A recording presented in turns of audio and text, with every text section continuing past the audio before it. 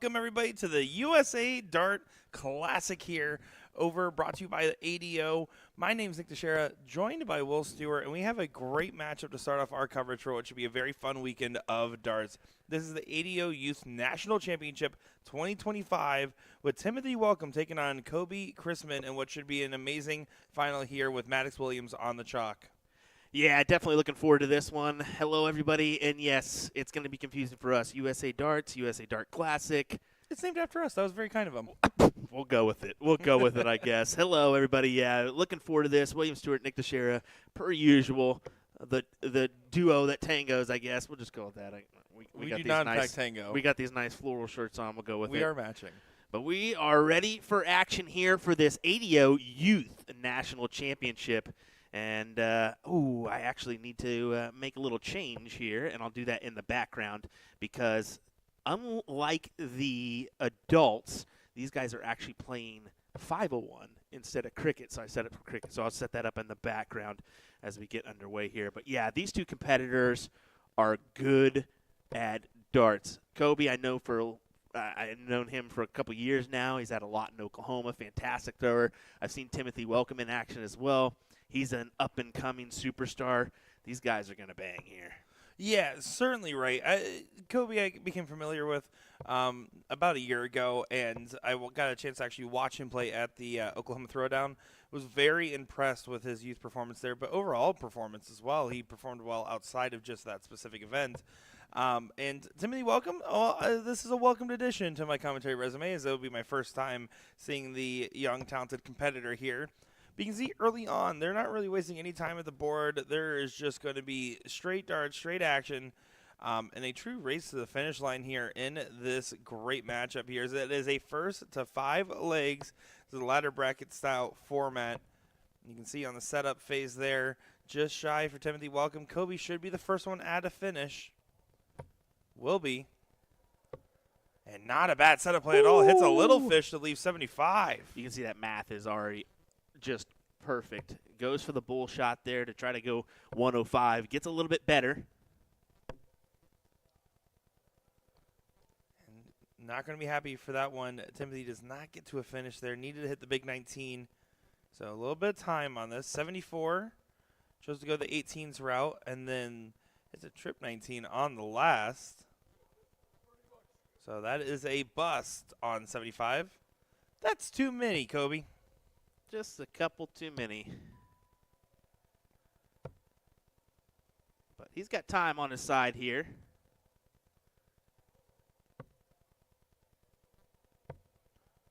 He's going to take advantage of it. Double top. Does not go for leg number 1, but here's the opportunity for Timothy after the bust and the 110 hit from him. This is a chance. Single 16. Oh, that's fine too. Going to reset here. 48 hit. 24 left. It goes on the wire. It's a good look at it.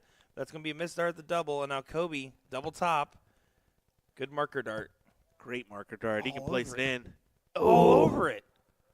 Unbelievable there. It's the kind of grouping that when it happens, you think, well, that was a pretty good attempt. There's not much to be mad about there. Nothing really separating them. There, though, Timothy, the last dart kind of sinks away. Kobe, another opportunity. This time, will take it in 1. Yeah, rights the wrongs as he's able to produce there to grab the leg. As that looks a little bit better. There we go.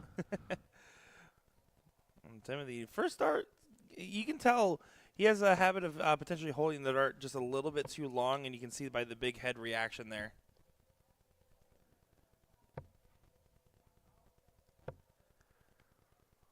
Kobe, you can see that angle of his dart. Really is going to want that first dart in the triple or on top of the triple in order to produce. For Timothy, he's kind of got that same angle as well, so he needs to have that mindset throughout the match. I need to put it right over that triple bed, especially on the 20s. Yeah, it's all about finding the positioning, and honestly, I'm a big fan of Kobe's throw and action in general. Here, I actually do like Timothy's action quite a lot as well. The thing is just that grip angle. He has his hand underneath the dart. Yes. That's a tough way to hold. It very much is, but they're kind of set in stone with the way they've been throwing now. both at it for a couple years. Great recovery, 120 floor for Kobe. It's making me excited for DPFL already with a shot like that from Kobe. Yeah, 2 straight weeks of coverage here from Kissimmee, Florida. Not Orlando, just outside. I respect that as a person that's lived in Central Florida and loves the distinction. But it's the Thank same. you. Let's be honest, it's the same thing. No, not alrighty. really. Remember All that. the tourists go to Kissimmee. All the Floridians go to Orlando. Is that it? Okay. Yeah, everybody says, we're going to Orlando for Disney World. You are not. Exactly. 140 needed for Kobe here. He's got the advantage of at least 6 darts at it. He really wanted that there. But he still gets to tee it up very nicely, leaving 40 once again well in front. You know, again, this is, forgive me for some unfamiliarity in Timothy's game, but with Kobe, I mean, he's been getting a bigger and bigger target on his back as his youth game has been developing. That has to add pressure to him. I mean, a little bit so, but he's got a good head on his shoulders. He knows what he's capable of, and I think everybody in Oklahoma kind of is trekked him out to be someone to watch out for years to come. So he's kind of had that pressure on him for a little bit now. Has had a few good finishes this year in some bigger events, especially on the men's side, not just the youth side, on the men's side. Which is an important distinction. The youth titles are a great launch pad, but to see the development by going and immediately getting results on the other end is amazing, as that is a 2-0 lead to start things off. Yeah, good split there from him.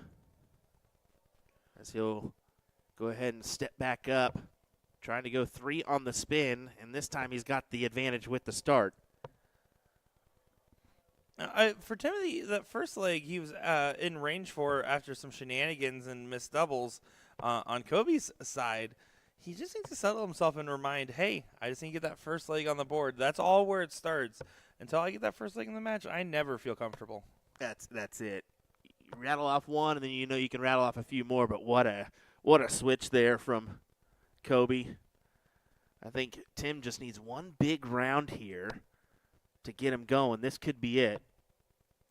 Not bad at all. I think that was really close from being 2 of those triple 19s. And it was a great recovery. That first start to the 12, big head shake. It's good to know that he can pretty quickly reset from a very frustrating dart, because we know darts like that can be very frustrating. Yeah, definitely. I throw a lot of 12s. Key thing here is both of those follow-throughs are immaculate, man. Just they've got it down.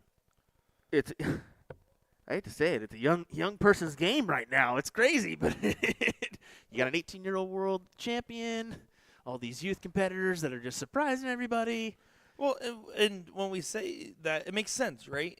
A youth dart player can build up with the best possible form and habits. You don't have the bad habits. You don't have the association to the drinking aids.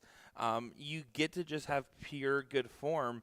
And frankly, when you're a youth player, it's very easy to just not be nervous, because who cares? Yeah, that too. I have to deal with high school tomorrow. You think I'm worried about dealing with this 40-year-old guy on the dartboard? No way. I think that they both are committing time to the board too. I mean, you know, they get done with their homework or their studies, and what are they doing? They're not going out and playing with friends, although they occasionally do. They're hitting the board. They're getting ready. As this could be, well, it could have been a big turn for Kobe, and instead he leaves double 15. Whoops. Yeah, curious, because he was trying to hit the combo shot, missed the big number. He stayed there to do that, so very interesting. Yeah, he'll still attack it here. 10, double 10. Looking for the right angle. If he would have put that in, that would have been something.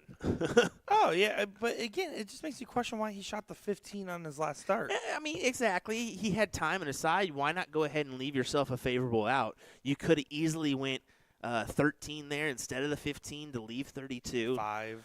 Exactly. I mean, if you prefer tops, go 5 there. That's a tough workaround.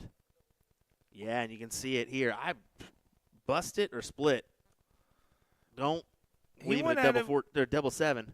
He didn't want to leave it like that, but at the same time, his opponent is on a finish. I think it's a sign of respect. Yeah. He's going to attack there just because, but Let's see if he can muster it up here. If he does end up splitting, and he attacked it, and you can see. I mean, that's the unfavorable outcome. Is if you hit the high side, you're giving your opponent another look here. And he went the 18s route. I mean, you're seeing it more and more with the double-double here. I'm not opposed to it these days. I used to be like, no, what are you doing? These days, I completely understand it with the 18, double 18, double 18. On the average, and since I'm not opposed to it, when your opponent's sitting on a double, you just can't. Oh. If your opponent's sitting on a combination finish or a one treble finish, I think it's fine. But right here, it might come back to punish, but no, it does not come back to punish. Timothy is welcoming this opportunity here. You're welcome. Can we just admit that, like, I don't care how much Disney's going to charge, You're Welcome by from Moana needs to be his walk-on song? Like, definitively, right? It has to be. What can I say except you're welcome? I mean, come on. Oh, and interesting take there, 2-6, but he gets it. 3-0 advantage for Kobe. Trying to gather this ADO National Championship, I believe. It would be his first. I think so as well, if I'm not mistaken.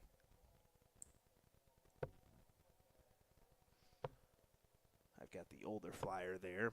My apologies, Nick. So It's okay. I'm used to you giving me your hand. bull. Yeah, well, I guess, yeah. You can't even say that's not true. I guess so, yeah.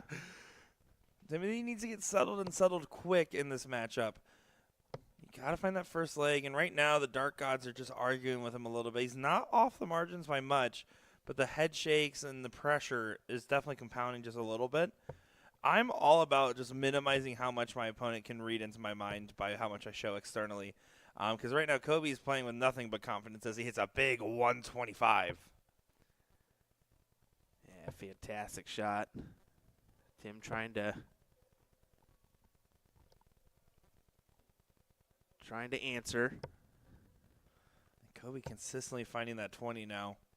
His scoring is picked up even further. He's taking the darts away in this throw. And Timothy cannot leave a finish. He has to get in range. You basically are thinking, let me take this in 9. Actually, in the moment you're thinking, please let's make sure this triple goes in.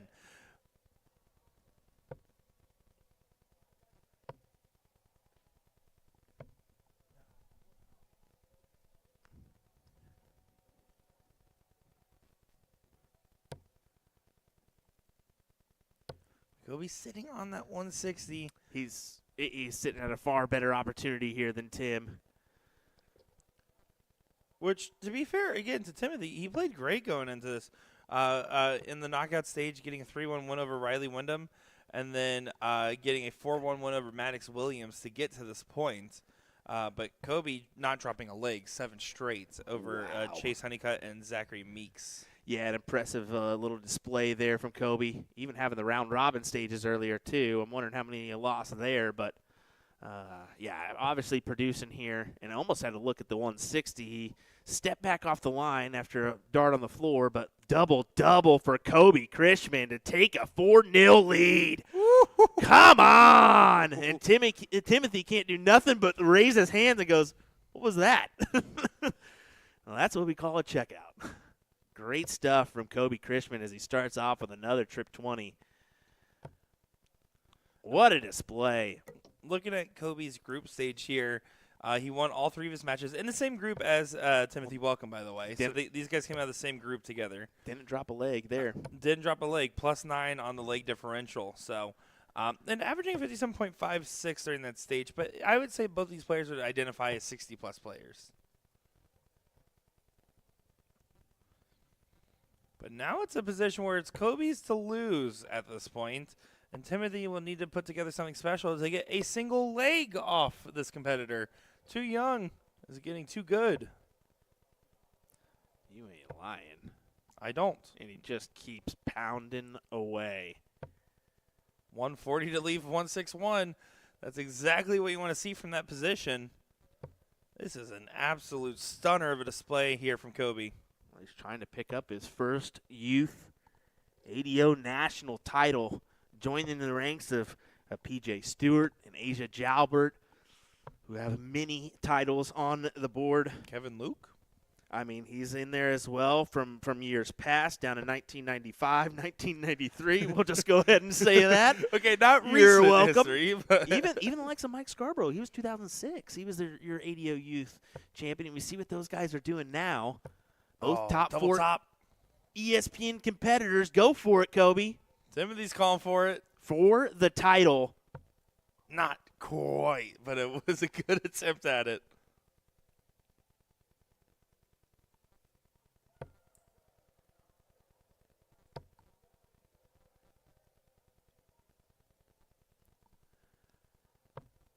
And back for double 10 is Krishman. I think he gets it done. Second dart here. Great marker. I was thinking third dart this whole time. It may not go in now. Those are two great darts. And he finds it. Nasty from the young man. A 65.92. Gets his first overall national youth title here at the age of 17. Congratulations, Kobe. Congratulations, Timothy, on a great run here. It's just unfortunate you had to meet Kobe in your same group, Group B, and then you battle it out and find each other here in the finals. So there you go. Your ADO Youth National Champion, Kobe Krishman from Lawton, Oklahoma. Yeah, very impressive with Timothy, though. I do think that there's a little bit more time in the oven as far as the dart game goes, and he'll be cooking some good results as he's a welcomed addition to the lineup here of some great dart players. And congrats once again to Kobe, too young Krishman. Definitely so. Well, next up for us, I believe we're going to get a semifinals and finals of our men's event. As we'll have that coming your way next. Keep it right here on USA Darts for our coverage of this ADO Cricket National Championship next.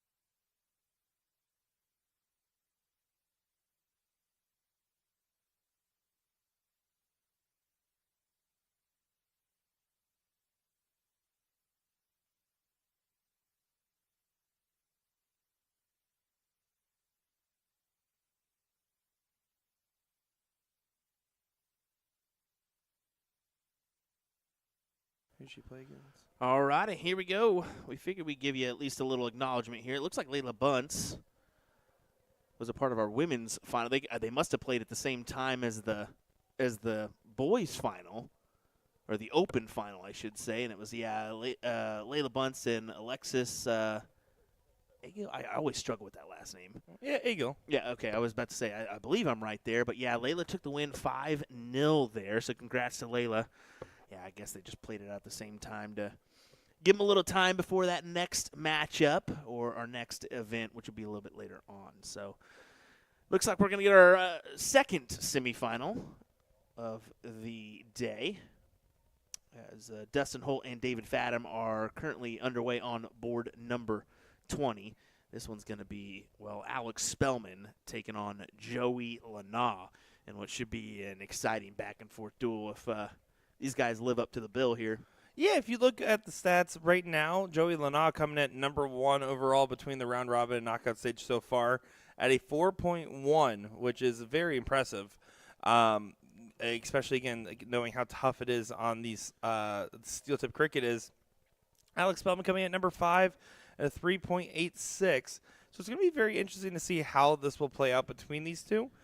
Because if you look at the paper, it says Joey's the favorite. And if you look at where Alex Spellman's head's been at lately, I would think Joey might also be the favorite here. Definitely. I do apologize for the slight smudge there. We're going to work on it. We're thinking it's humidity, but we'll figure it out. I ain't sorry about none. Deal with it. Just kidding. Yeah, I think they're going to go ahead and rethrow as Alex talks him into that one. We can just rethrow that, right? Yeah, just throw it again. Here's Alex. This time finding the green bit, hugging the wire. They're going to go ahead and pull it. Joey Lana does go ahead and find the green bit as well. We'll keep on going, boys. Don't worry, guys. It's just the entire internet watching, as that's outside. And yes, the entire internet. All of them. But Alex shanks that one. Joey should have that start. So here we go. Joey Lana to get things going in the semifinal matchup to play either David Fadum or Dustin Holt in that next round. Dustin Holt, by the way, despite being on the good run, is actually sitting at 14th right now in the averages for cricket today. David Fadum at number 3. A little surprising that is the case, but just going to show you sometimes your overall average doesn't really matter. If you just get those wins when you need them, that's what counts in the end. And right now, Joey is chugging along in the early stages of this one. Leonard Gates, your previous champion in this national cricket championship. And he is out, so we will crown a new champion this year. But Alex actually trying to pull off the double dip here for the ADO website. He actually won our 2025 501 title. It's Joey goes around the board. Yeah, again, I said this at the beginning here, but Joey, he's probably my favorite going into this, right? I mean, Alex has talked about his mindset lately and how he's playing well, but his heart's kind of going in different directions, and he's been really focused on some of the coaching. Or I mean, he just posted that wonderful out chart video the other day. I don't know if you had a chance to look at it yet, Will, where it shows you the different decision makings you can do. Yeah. It was really cool to see us wasting no time. Joey is now just needing 315s on his return. It just shows that like Alex has his focus a little bit split. Joey, he has the game to back up every bit of it. We've seen it time and time again as a top-tier competitor for so long. Alex will have to bring out his best in this matchup.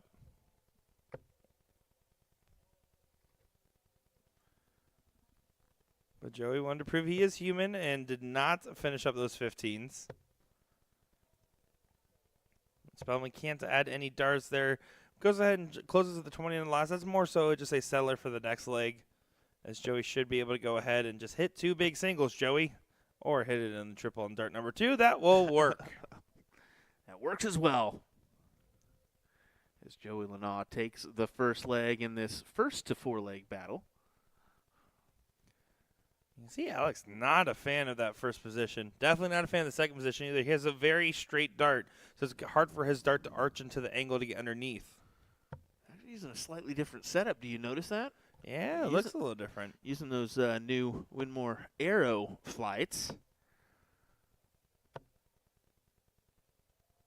We'll see how well they treat him. He not too long ago, before this Winmore sponsorship, was known for just having the most beat-up paper flights you'd ever see at a dart tournament. Yeah. Because he said it didn't really bother him one way or another.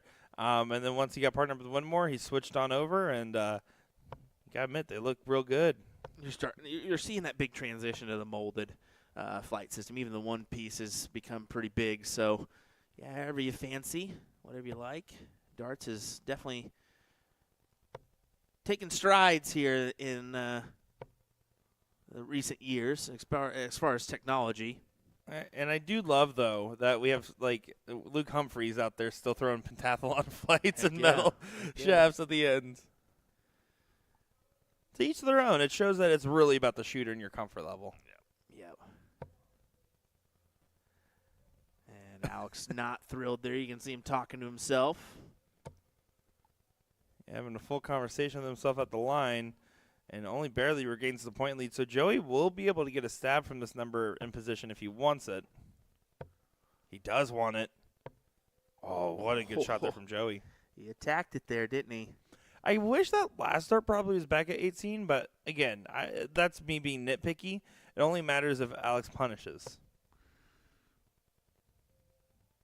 We say that, but when you're playing this level of cricket, it's like, oh, we'll just step aside and let you play, I guess. Oh yeah, and when we say something like that, it's just talking about in the in poker they have GTO, right? Game theory optimal. It's the same thing. Like there's the optimal shot, but the optimal shot is not always the best shot. It just is. If this was a mathematical game, that would be what you would shoot, right?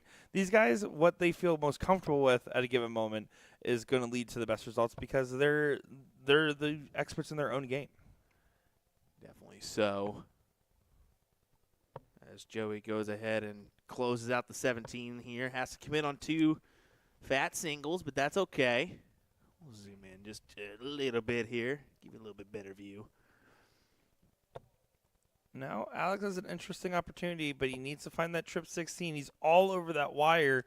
Now Joey can just close the corner pockets, have an advantage going into the bowl. And this will be a big-time advantage as he'll go up 2-0, breaking throw. If Alex doesn't hit the 6 mark right back right now. Will he? That's a very difficult marker dart there. It's so difficult, I would consider moving off. But no, he's able to find the angle. An impressive dart. You have to shoot the 15.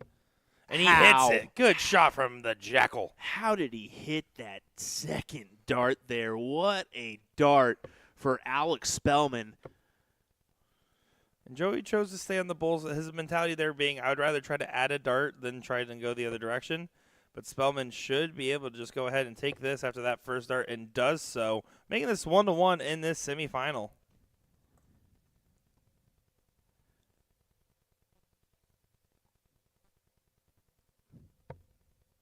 So in this format, it will go alternate, and it'll go right over to Joey to start.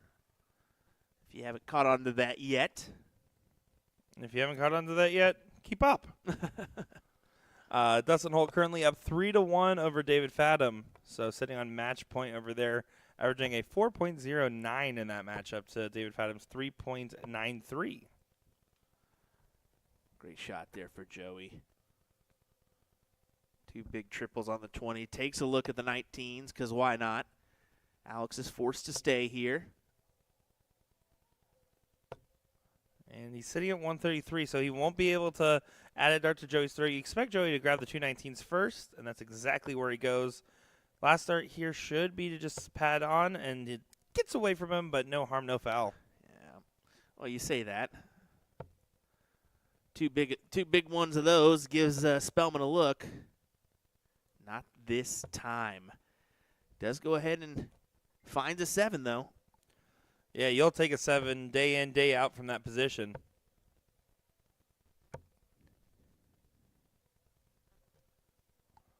But Joey, with just a 3, has to wipe the sweat off his brow, knowing 15 points of separation. And Alex is going to go ahead and attack the 20s first. Hops back over. He's going back and forth. Again, he chose, okay, I'm going to shoot one dart at it. If it closes, that's great. If not, I'm bailing out. That's how you pull the parachute. It's a reverse order of some, but I love every bit about that shot. You forced Joey to collect there on pretty much he needed a 7. It only comes with a 5, so you can see Spellman quickly trying to grab that number.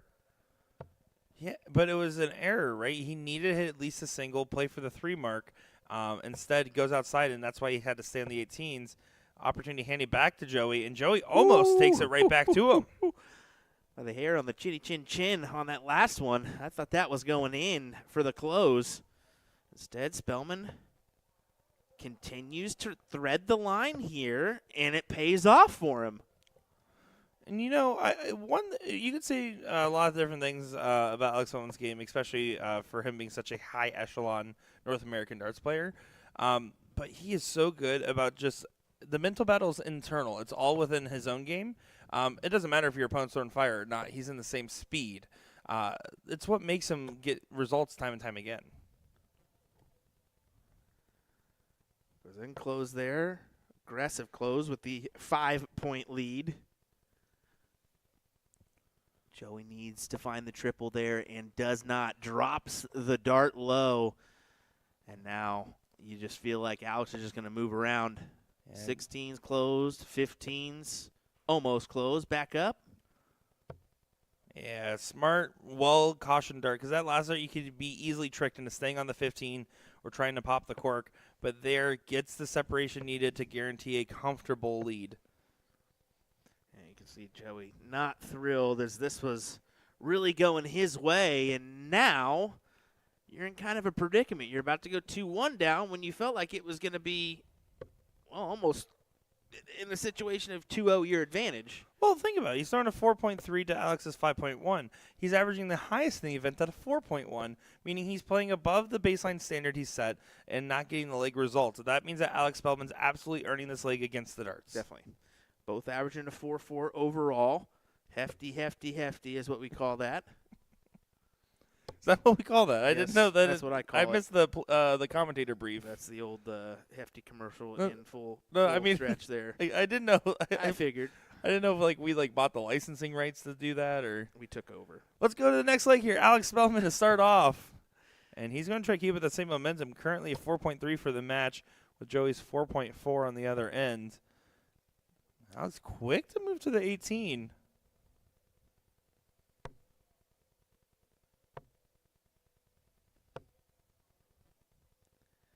Yeah, kind of a little bit different strategy than what he was doing before here, so maybe feels like some rhythm was established in the last two, and I definitely think so. Great 7. Dustin Holt does complete the win over David Fadum 4-1. Wow. So good performance there. Now Alex should still control. Might be able to get a stab at the 17s. He's going to go and play right at it with the 5-point separation, 2 numbers. I'm okay with it. And drills it with authority on the last. The triple was, in fact, for show there. And you can see him tack that because he has those 20s and 18s his way. Now it's going to take some round for Joey to grab that advantage away. And he found the angle between the uprights to be able to get the 16, but he knows that he's just not mounting the defense he needs to with what Alex is doing with the throw now in the 20s.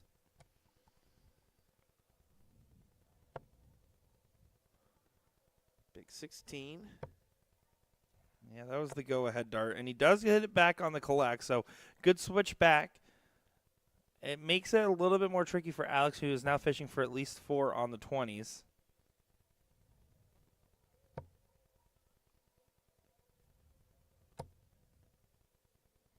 And that look of frustration is how I feel when the Denny's is closed by my house.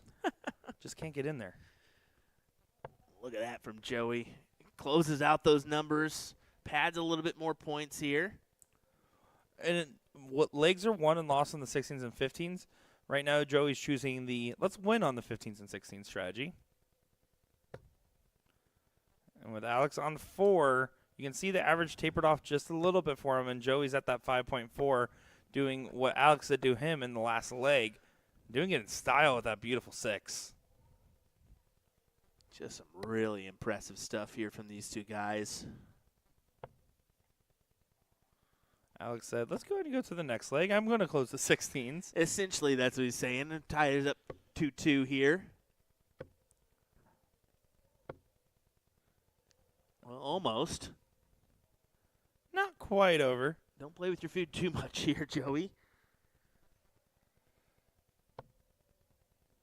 And Alex, then the frustration close on the 16 misses the dart and causes more frustration. The exactly true what that double did. whammy. Should get the 2 here. Did he grab the double? I think that's only a single. Yeah, just 1. Alex, I mean, this would be really good if he hit 6. Not going to happen. But, man, would it have been cool. It would have been fantastic.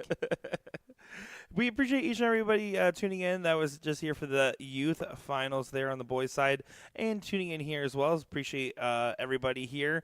We got Galonzo, Tim, Paul, Sean, Paula, Lisa, Justin, everybody else. Thank you all for tuning in. Appreciate all love and support, especially like Galonzo's energy in the chat when he says, "When I say cry, you say Ricket, cry," and then there was no Rickets. Interesting way to go about that, but yeah, I guess it works. I guess it works. I like the energy. Exactly. Yeah, I like it. What is Ryan Mooneyham saying? Back to the match here.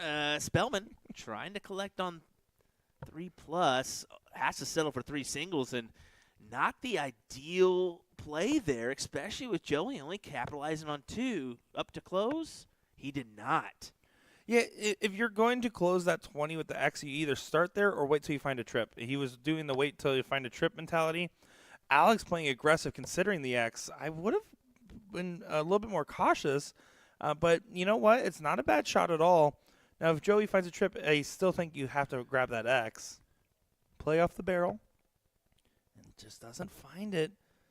He's frustrated because he knows he's not far off. It's a good 5.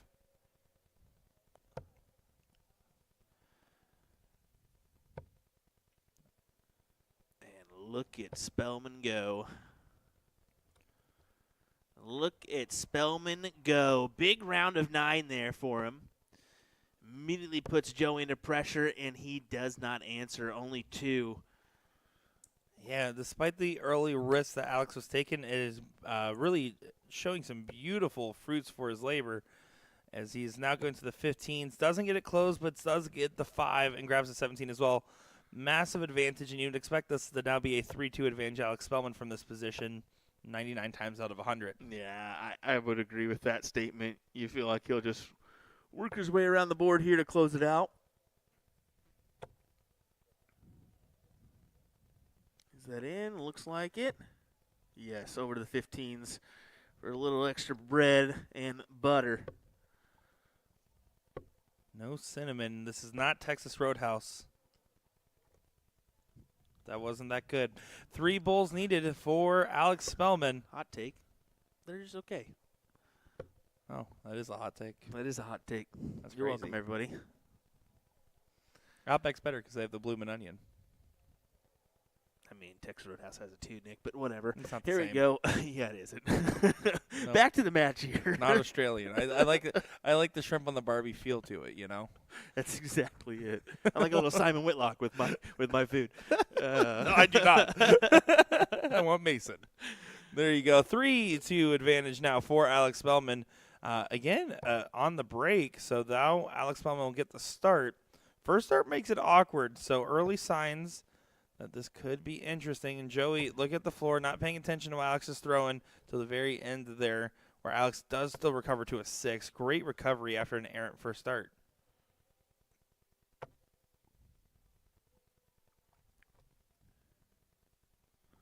Joey's not found.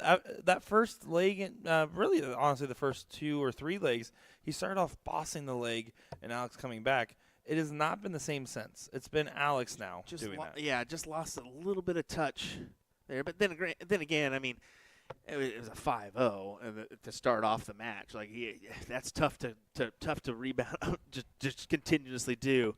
I mean, you're looking at a 4-5 if you can throw that for the whole day, you're probably going to win the title.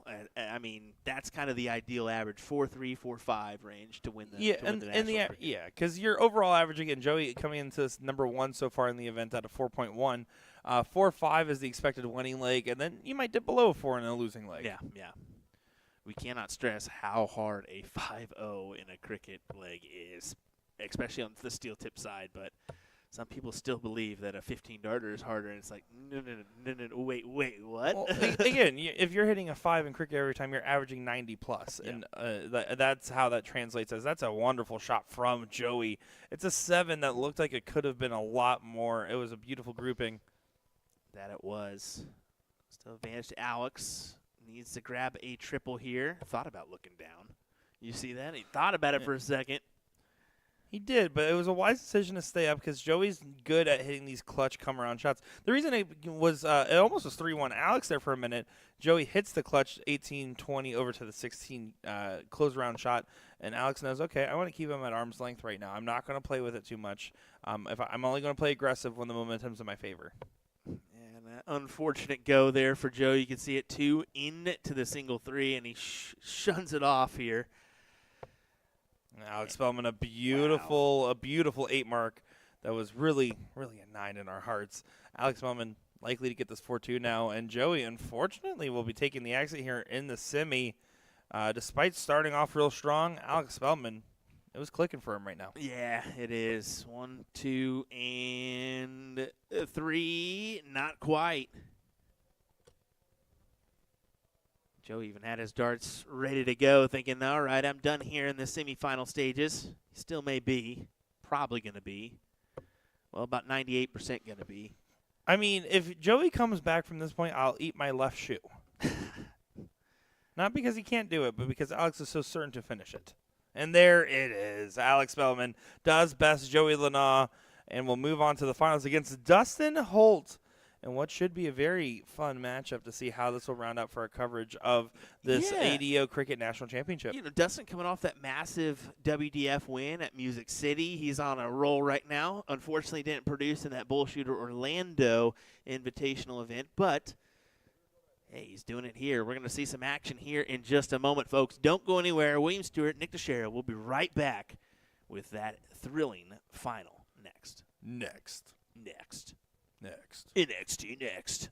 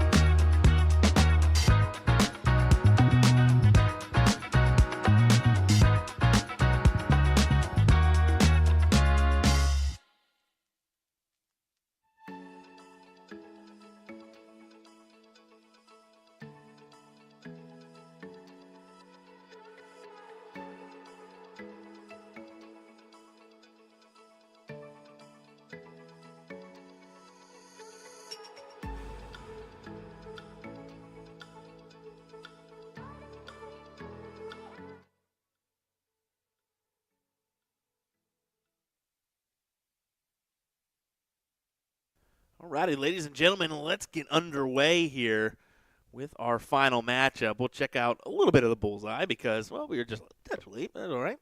Alex Spellman pulling it off here, and we are ready for our ADO National Championship final as Dustin Holt takes on Alex Spellman here in this one. William Stewart alongside me is Mr. Nick Teixeira.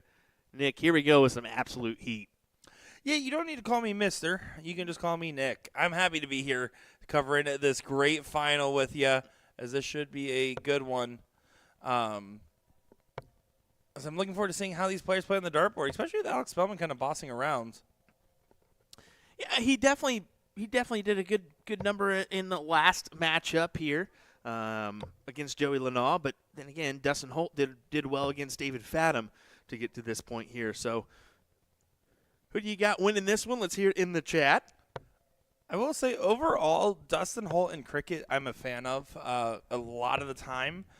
He has pretty sound strategy. It's where he typically plays his best starts, even though his average overall in this event it was a little bit lower. Round robin can sometimes lead to matches where you're not pushing yourself fully if you already know where you're at in that position. So I don't think it's the full tail of the tape. I mean, the round robin, it's always been a difficult one for me just because I let those one or two losses or difficult matches really let me down.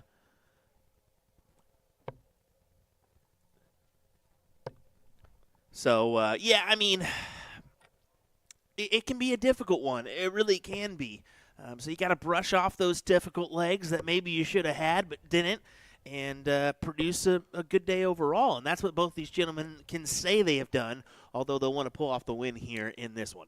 Now, of course, we're looking at the tale of two Spellmans, right? He has this ability to be amazing in one match and then struggle in the next. First leg here, only a 2.5 to Dustin's 5.8. All one-way traffic against the darts, but it's not going to be representative unless it happens for multiple legs in a row. The same thing can be said to Dustin, though. I mean, Dustin has been a player in the past that lets one or two moments hold him back throughout the day, and he'll be the first one to tell you that.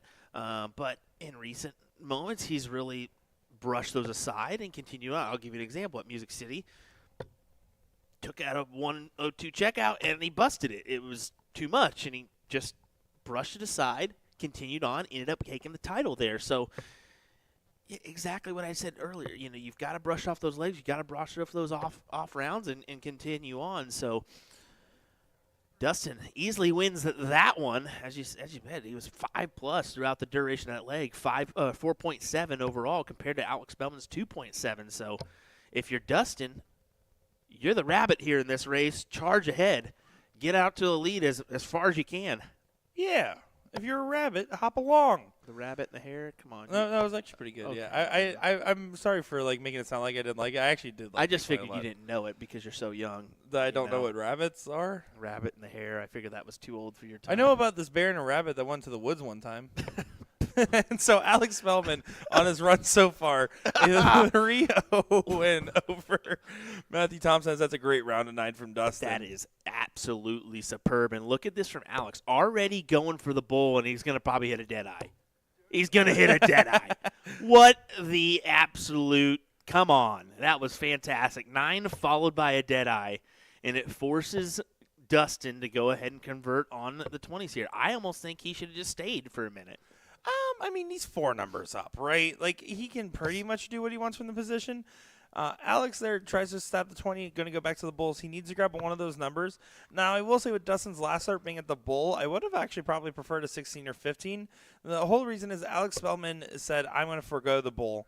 And here Dustin does still go ahead and close it up. It doesn't even matter what I'm saying anymore. Dustin Holt is on one right now. Dude, just rhythm is on par, just perfect right now. Just cannot beat it. Those are someone's changing their jersey back there. Don't pay attention behind the jackal. Oh, okay. All right. That's one way to do it. I mean, it's those new USA Dart Classic jerseys. They're fantastic for Magic wear. Yeah, it's love to see it. And there you go. Dustin Holt goes ahead and gets a 2-0 advantage in this matchup. Oh my goodness. Now Alex needs to pick up. The 6 bull was out of frustration, but shows his form's fine.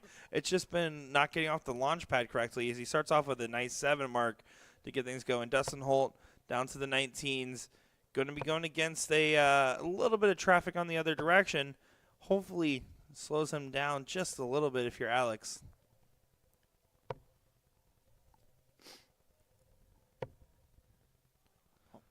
Alex Spellman on his run so far in the knockout stage. 3-0 win over Matthew Thompson. 3-0 win over Kevin Luke. And then had that 4-2 win over Joey Lana. Dustin Holt, on the other hand here, 3-1 win over Norman Madu, 3-0 win over Bruce Robbins, and a 4-1 win over David Fathom in his run to get to this point.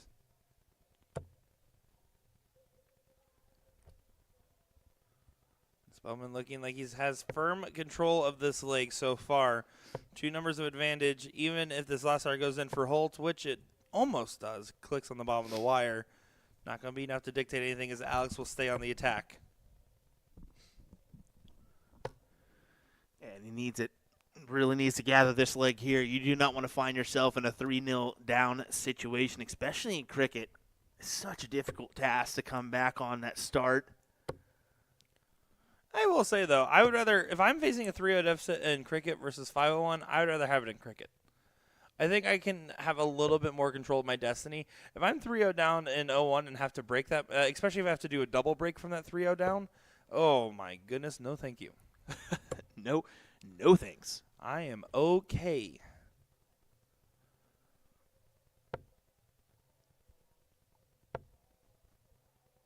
And Holt making a last stand on the 16s. Does find 5, but it will not be enough to dissuade this 3 mark from going in. And both these players utilizing the bull before the 16s and 15s. You'll see that with high-end players, knowing that the 50 is worth more than the 48 or the 45.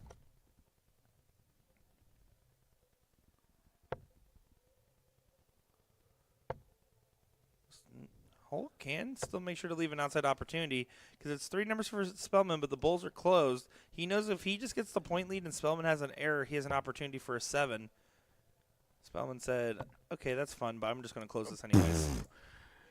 Trip 20, double 16 to take the leg. And there you go. That's more like it from Alex. 4.7 in that one. Holt's still averaging a 4.7 for the match. Exactly. That's the issue here is Holt's still up there, and he opens the door for Alex, and that could cost him. Difficult starter dart for Alex, but 3 fats is A-okay. He'll look for the double here. What a call, Will. You're welcome. Alrighty. Do you need praise? Do you every once in a while, you get it right. Well, you have the best foggy cameras in the business, okay? All right. You did not need to do that because I am about to throw a fit over this humidity in Florida right now. I guarantee you. Here we go. Back to the match. Nick Teixeira, I'm just going to go ahead and we'll just mute him the rest of the way. And Dustin Holt going up to the 18s, trying to get the close to get a number on the board, but they're XXX. Tenacion. Ouch. And look how quickly this 4-7's whittling its way down. It literally is, as now Alex does needs one more single and does get the 18s. 3-number advantage and 39 points. If you're Holt, part of you just wants in the back of your mind to go single 20, single 19, single 18, play 39-point difference straight up.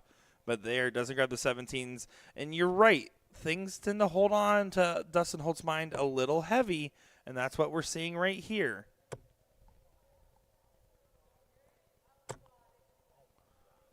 And Alex doesn't punish, so now Dustin needs to get resettled back into his leg. Needs to get a point lead back and try to get a swing for all these X's.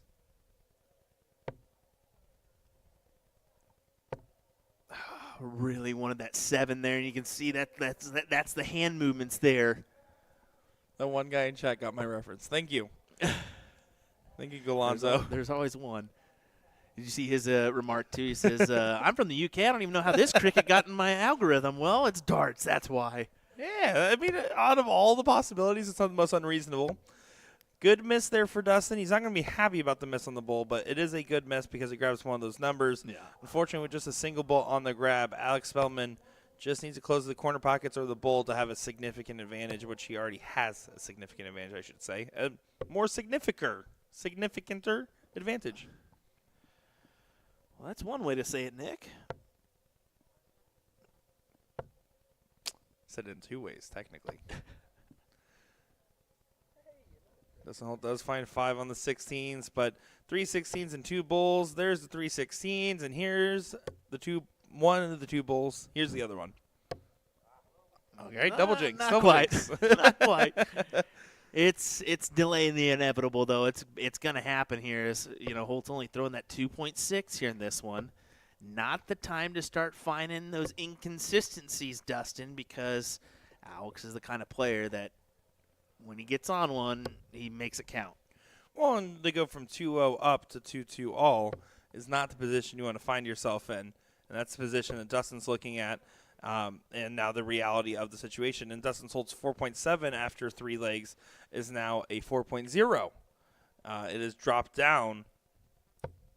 And Alex is not slowed down. He's back to the races. And finds a 7. Back in this one, indeed. Massive opener for him.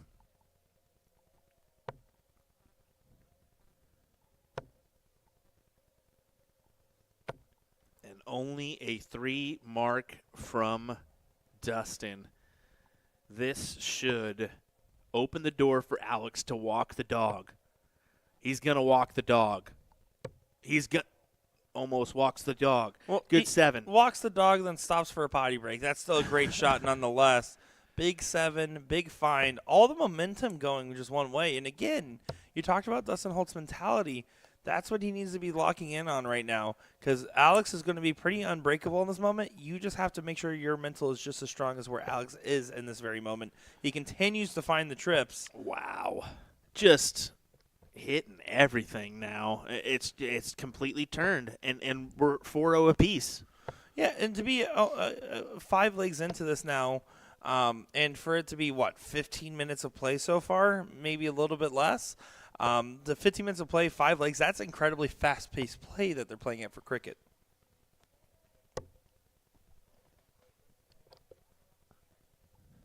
Well, this is truly developing into something here. Some would say it's developing into a dart match. I just want to... Holt does find the hat trick on the green bit of the bowl, but Alex just needs 2 of those. Dart kind of shanked a little bit. It's a little bit more awkward. No, it's not. It's Alex Spellman. There is the lead now after, again, a 2-0 deficit to Dustin Holt. Really strong-arming those first 2 legs. And back to the lab again. There is a 9 round to start things off for Dustin Holt. Maybe he was just waiting for things to get interesting, and now he's locking back in. And he wasn't far off the margins. It was just a lot of on the wires and hitting the neighbors, leaving a lot of X's and dashes, when really you need to be finding those nice round circles on the number for the close. Good mark. Finds it on the second, moving along.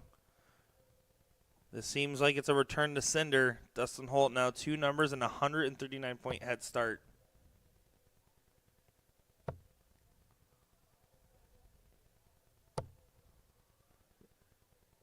This is almost identical to what we just saw the other way around. Yeah. Now imagine these guys do this stuff at the same time. It sure would be something. Well, just looking at overall some statistics here, if Alex can pull off the win here, it would be the first time since 2015 when a player has pulled off the win in the Cricket National Championship as well as the 501 National Championship. Wow. The last one to do that was, of course, the Eagle, Larry Butler. Now, granted, I don't know if it's a difficult a more difficult task or an easier task because, well, for the longest time, the 501 in cricket ran consecutively Thursday and Friday at Las Vegas Open. Now you've got one in January, one in August. Definitively harder. I'm thinking so because you've got that long break. Exactly. It's why like triple crowns and competitions are so rare, right? Because you have to do it across multiple weekends and be on form. That's the same thing here. To get this two-piece full delivery of titles, you have to be on not once but twice in these particular events, but in different places as well. It's not like they're held at the same venue a couple months apart, and it's a very familiar setting. This setup's different than Las Vegas Open. Yes, it is. And Dustin goes ahead and gets the win here. We're tied at 3 apiece here, folks. Remember, it bumps up to a first to 5 leg battle, so now essentially a best of 3. And a battle of holds is what I'm going to expect here for the next 2 legs. Alex Spellman starts off with a 7. Dustin Holt wasting no time, though, finding the 19s. I'm going to go ahead and go with the same. I think that we will see a hold here. A hold. And eventually a hold on the hold. Great job. Thanks. Fantastic. Good job keeping your phone on silent. Well, I was looking at something that I needed to look at. So, when your wife is texting you, you got to take care of that. I wouldn't know. Exactly, Nick. Good find on the last 2 for Holt. Finds a 6 mark, but you feel like Alex will quickly take the look, and he did with his first. May abandon. Will he abandon? He liked the position, right? That's the reason he would stay. And you can see he clicked off the barrel, just clicked up, not to the right. Yeah, just on the wrong side of that wire. And look at the almost exact same placement for Holt. Is that where I left my magnet? That's it. Just right behind the board on that 18. Dang you, Nick. Well, now Alex looking to try to reset this opportunity, but all the darts are just going slightly to the left neighbor. Only regains a point lead by bare minimum, so he's going to stay on the 20. And with just a single on the grab, all of a sudden, Dustin Holt just needs to find a nice trip here to get the opportunity. He's fishing for it. There it is. Here's the swing. Doesn't quite go. No, it doesn't. And back under pressure. And when you play at this level, especially in steel tip cricket, it's all about controlling your opportunities and minimizing jumping back and forth, up and down, left and right. You know when you're going to be able to take your shots at that close, and you know when you shouldn't be taking it. And these guys are showing some great discipline and restraint in their shot selection.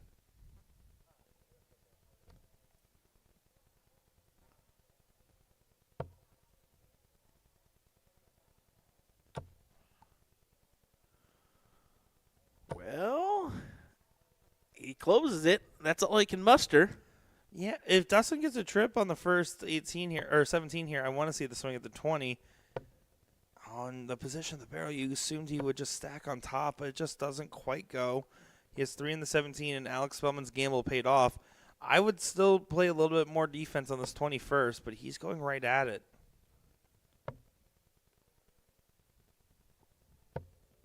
Yeah, and that's going to be an opening right there. Yeah, you've got to attack here, Dustin. Do you want to steal and break throw here? Need the triple.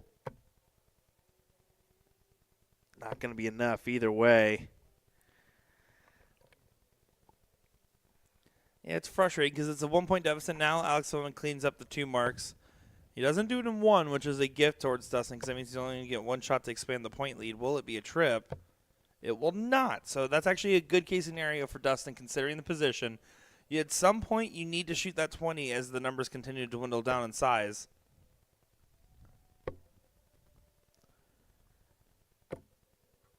Oh, what a magnificent shot. Yeah, great 5 there.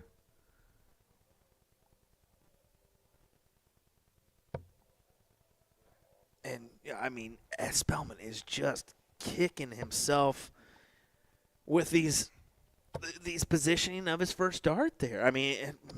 Impressive the last one still found it, but you're right. Yeah, it's just cost him time after time after time in the semifinal as well as the final here.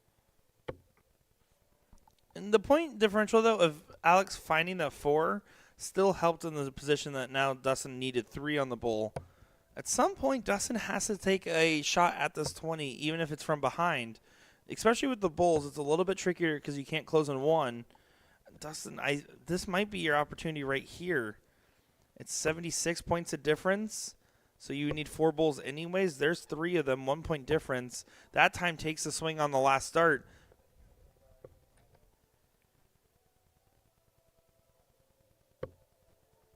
Now Alex is going to just, with a 1 point difference, stab the bowls immediately. This is some insanely aggressive play because there he gets the close. But now if Dustin Holt hits 4 16s and a single 20, it requires Alex to go ahead and hit a 7 mark right back. There's the 3 16s. There's the single. There's the 20. So now Alex Spellman, 4 15s and a trip 16, would go ahead and get him the win. There's 3 15s. There's 3 more. Trip 16 does go. Wow. What a thriller shot from Spellman. As it just looked there like, man, this could go Dustin's way to break. And no, Alex halts him. That's really good. Alex holds him. That was good. That was good. And, yeah, that's tough there. And, again, Dustin did find the opportunity after Alex took an aggressive shot and forced Alex to have to hit a 7. It converted to a 9, and it's a great shot from Spellman, but he took a gamble. You don't assume your opponent can hit a 7 on command, although, again, you know they have the ability to. Under pressure there, the darts collected for Alex. I don't love the incommitment to the shot there, but we'll see what ends up happening with Dustin Holt. Oh, Spellman might not be able to punish. Does get the last dart in. This is going to be a close battle. I don't think there's going to be much point separation in this leg. I don't think so either, but Single 19. Was Barely. a subtle advantage for Alex. This one's going to sway back and forth a little bit. We'll figure it out. Alex foregoing those 17s, grabbing a wedge of his own. Smart decision. Doesn't even take a look on the last dart. Knows how valuable that bigger number is, so he just decides just to stay there. Yeah, I'd like to get away from the battle for a second. You don't want to get too caught up in a close. You're trying to force errors. There is one of those errors because now Alex Spellman can shoot the 317s clear. And he's going to be. And he's going to be.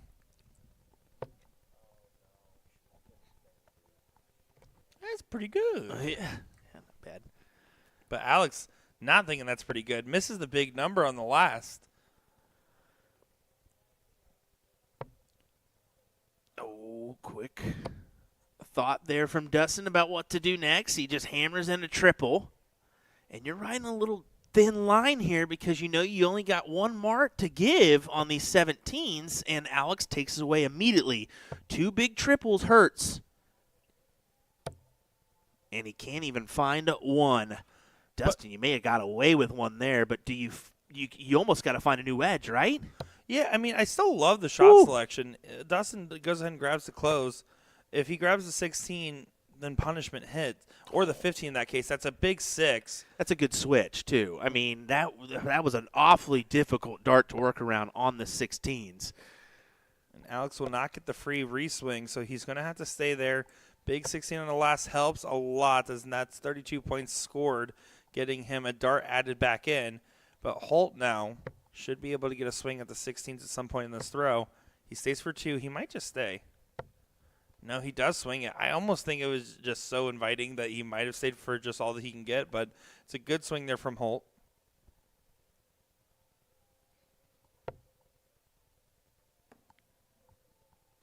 It's a big opportunity to take the lead here. And he closes a 15s as well. What a shot from Spellman. But it's 4-3 on the Bulls. It is not over. Not at all. Especially with that first dart there from Holt. He's debating. Yeah, that was the right decision. You had to stay there and add a dart. If you already hit the 3 bowls with 2 darts, you're trying to add a dart to Alex Spellman's throw. 3 to win it for Alex Spellman. He's going to bail. He didn't bail. He's going for the win. I don't love that. I know that you have to hit at least 2 16s. You didn't hit the bull in the first. Add the bull. Add the dart. I don't love it. Tough call there, and it opens the door for Dustin. Single bowl, 2 16s, and yeah, that's why you don't love it, Nick. It's because how did he miss that? That was an insane ricochet. Alex, you are one lucky dog. Go buy a lottery ticket. It's not over. And Dustin Holt can't believe it. The big numbers missed. Oh, my goodness. And Alex Spellman missed the bull. You had to get the 16s first anyways. Fines 4 16s. What is going on here? Now Dustin Holt just needs one bull and 116. You expect him to take it, but this is some shenanigans. Absolute madness, Nick. And he escapes. He escapes. We're going the distance. Believe it or not, we are going the distance. That should not have happened like that. That is absolutely insane. And again, I don't understand the shot selection there on the bull choice. I would have preferred just a little bit more conservatism there, and it just doesn't happen. Well, Alex Spellman take advantage of his throw in the last leg decider. He starts off with a 5. He'll take it. Wow, I cannot get over it. Alex should have won right then and there. Dustin, he's thanking the good Lord above that he's getting a second opportunity, but you got to make the most of it, and that, unfortunately, just isn't enough, Dustin.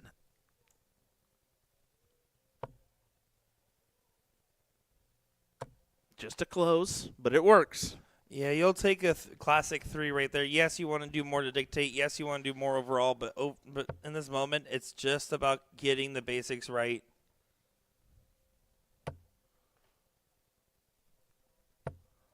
And just a 1, 2, 3 in the close from Dustin, but you couldn't afford to leave the X again. It's frustrating, but not detrimental. Alex does get the close on the second, going back to the 20s. And a good find. He's still in firm position, a firm grasp. Dustin Holt, you got your opportunity to get back in and send this the distance, but you got to settle yourself in and get some footing in this matchup. He's shaking his head no, but he still can't find the trip. It's abandoned him, and he doesn't even know what's happening as Alex Spellman looking primed to continue his advantage.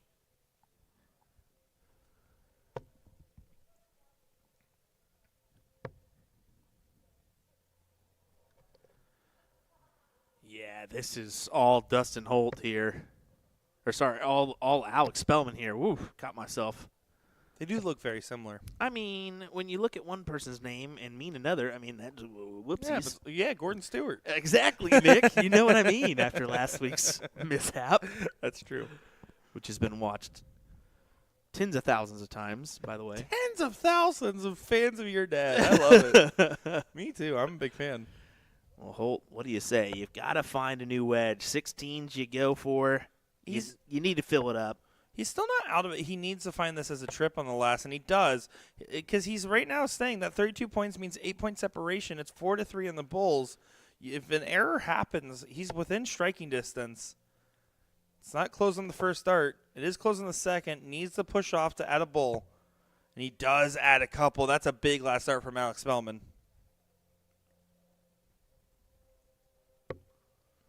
But Dustin and the Bulls have been friends right now. Yeah, but he's asking for a lot here, and I don't fancy Alex missing 3 bulls again here. I think that he's going to take it. 1. 2. This is the dart that matters, though. And it does go for the Jackal Alex Spellman. Dustin Holt will fall to second place, and Alex will be the first time since you said 2015 this has happened? Yeah, first time since 2015 that we get the same champion in both 501 and cricket in the same year. That is something, and especially to do it in January and then in August speaks volumes to the talent that is Alex Spellman. Great run there for Dustin Holt. He's really been in tune with his form lately and playing well. So yeah, he's gonna pull off the second place finish. Some good money going his way. Unfortunately, it's coulda, shoulda, woulda in his mind though to pull off that that first national title for himself. Well, to let you guys know what's happening next, the ADO Cricket National Championship for the women is underway in the knockout stages. They're just getting that underway. They are already in the process with that first round matchups. Currently, Tracy Firetag taking on Carolyn Mars. Janelle Hanna taking on Liz Jernechik. I hope I pronounced that right. Paula Murphy taking on Callie West, and Liz Tynan taking on Emily Kaufold in some great matches. Since those are underway here, we will get that first semifinal that's available, I'm pretty sure. Yeah, and we'll go ahead and just zoom in on the Paula-Callie matchup. Now, Callie hobbling a little bit. She's actually in a brace still because she's still recovering from a knee injury there. So we'll just go ahead and zoom in on these ladies' matchups for right now, kind of give you an overhead view, and we'll have the first semifinal coming our way as soon as it's ready, folks. Don't go anywhere. William Stewart, Nick Teixeira, this is your ADO Cricket National Championship covered. We'll be right back. We'll be right back. We'll be right back. No, we'll be right back. You sure we'll be right back? I think we'll be right back. Alrighty, we'll be right back. You're going to hit the mute button yet. Well, I'm Still trying. waiting. I'm trying. Still I'm waiting trying. over All right, here. goodbye. And our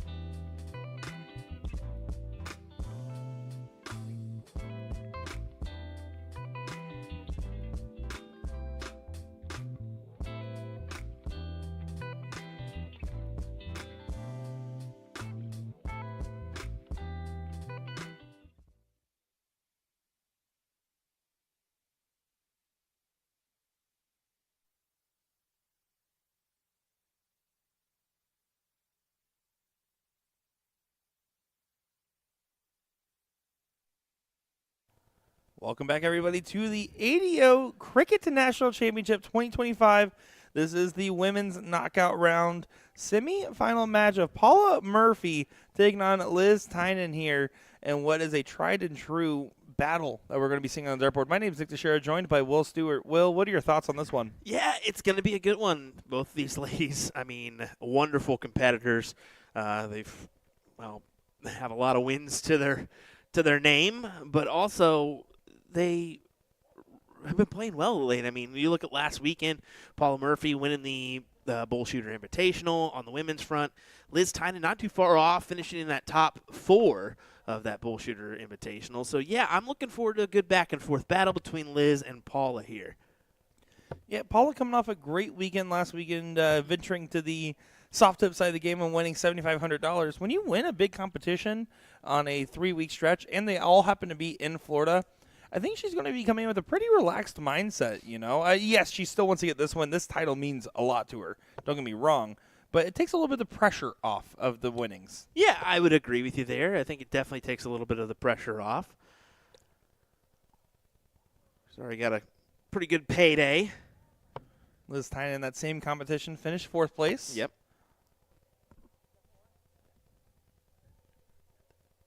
I didn't hear.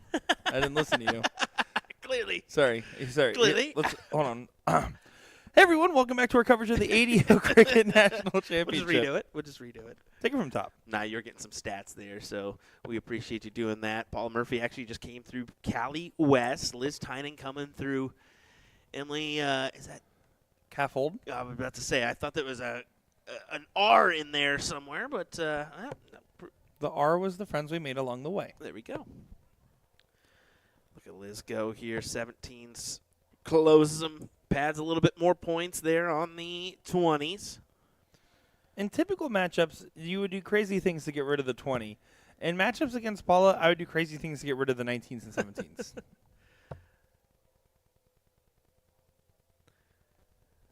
Now Paula's trying to repeat. She won the title in 2024, and she also won it in 2022, 2020, 2019.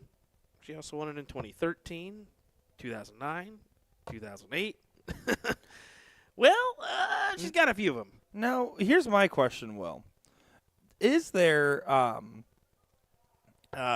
we talked about Alex Spellman winning the 01 and cricket championships. Has Paula accomplished that feat before? Because she seems likely to have. I'm looking right now. That's actually what I was wanting to do before here because I was like, is there any for Liz? She doesn't actually have a cricket title. Liz is looking prime so far. As that was an aggressive play, but finds a 16 on the first. Paula needs to find 4 15s and add a dart back to her favor. 3.8 plays a 4.0. Great standard, but Liz has just been more efficient on where she's getting those marks per round. And Paula not happy with the attempt at the bowl. Back to the 15. No, stays there. Does find the red bit.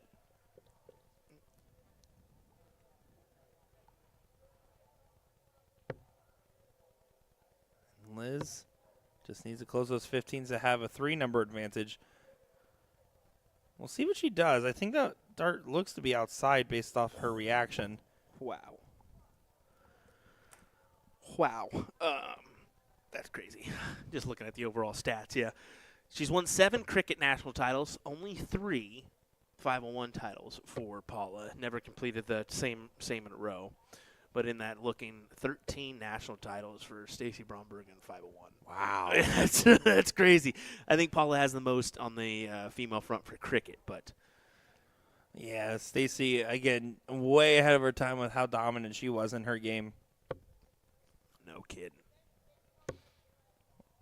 Liz still having some trouble towards the end of this leg. It's nothing detrimental. Paula needs to focus on getting the point lead and grabbing a number, whether it be opening the 15s for herself or getting rid of a number like a happy fallout to the 17s. And a happy fallout to the 20. She's been practicing her fallouts, but she would rather be converting to bowls. No doubt about it. Right now, you're up against it. Tynan looking promising for this leg. Liz has to hit at least a single. Yeah. If she didn't hit at least a single in that last start, at least Paula a game shot. So good, smart play from Liz Tynan, who's having troubles towards the tail end of converting this leg over. Finishing the leg can be the hardest part of it. Sounds simple to say, but it truly is that difficult sometimes. It can be. Guys, putting in that last bullseye is a tough task.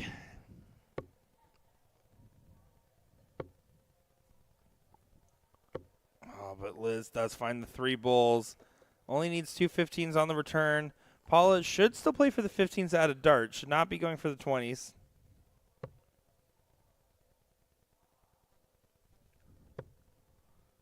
Trip 15 would be massive as it would help out her cause, but no.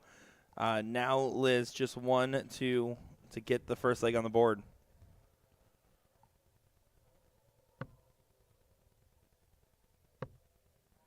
That will work. That will. Now, I did see Paula Murphy last weekend, like we already mentioned. On Sunday of that event, it was my birthday, and she comes up to me as I'm out there getting ready to start the show. She's like, "Hey, I heard it's your birthday today." I said, "Oh, yeah, it is, Paula. Thank you." She's like, "I got you something." I was like, "You didn't have to give me anything, Paula. What'd you get me?" And then she goes, she hands me a Slim Jim. And she's like, "I got more if you need any." That's the whole interaction. I love Paula Murphy. Great fan. story. I'm a big fan of Paula Murphy after that. I love me a Slim Jim. One of the gives Nick Slim Jims. That's the one up there. Oh, it is. I will start being extra nice. If you want bribes, bribe me in Slim Jims. You want nice things talked about you on the stream? Get us a box of Slim Jims. But main brand only. I don't want no Jack Links in this household. Oh, man. Well, Unless they sponsor us. A little bit tough task here. Paula's not finding any success here early in this one. Liz with the 1-0 lead. And unlike the men's side, this semifinal is a first to 3 rather than a first to 4. And then I'm guessing our final will be a first to 4 rather than the 5. So, got to find something quick. Yeah, exactly. You don't have a lot of runway. So if you're having struggles and woes, you need to get through them pretty fast. As Paula looks up to the 20, misses the big number, and that's a massive miss. If I'm Liz, I'm staying on this 20 till I find a trip on it. I want to get comfortable lead. I want to take advantage of the big number. She's playing aggressive on the 17s, but with just the X on it, it's a tough position. She does go ahead and get the close, but unfortunately you can hear the fans just going wild. The fans are going nuts right now. I'm going to try to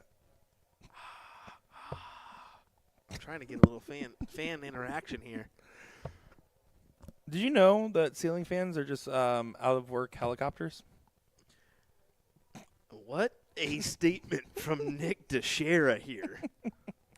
Never heard it that way, but I guess it works. Liz is still playing aggressive in this matchup, but it is paying off as she is just finding what she is aiming at, finds a big 7. Yeah, that is clutch right there. As Paula goes ahead and says something to Kim there, and I need to pick it up a little bit. There's no doubt in my mind. Liz looking for a little redemption, I think, from she was not thrilled with the outcome of last week's performance for her.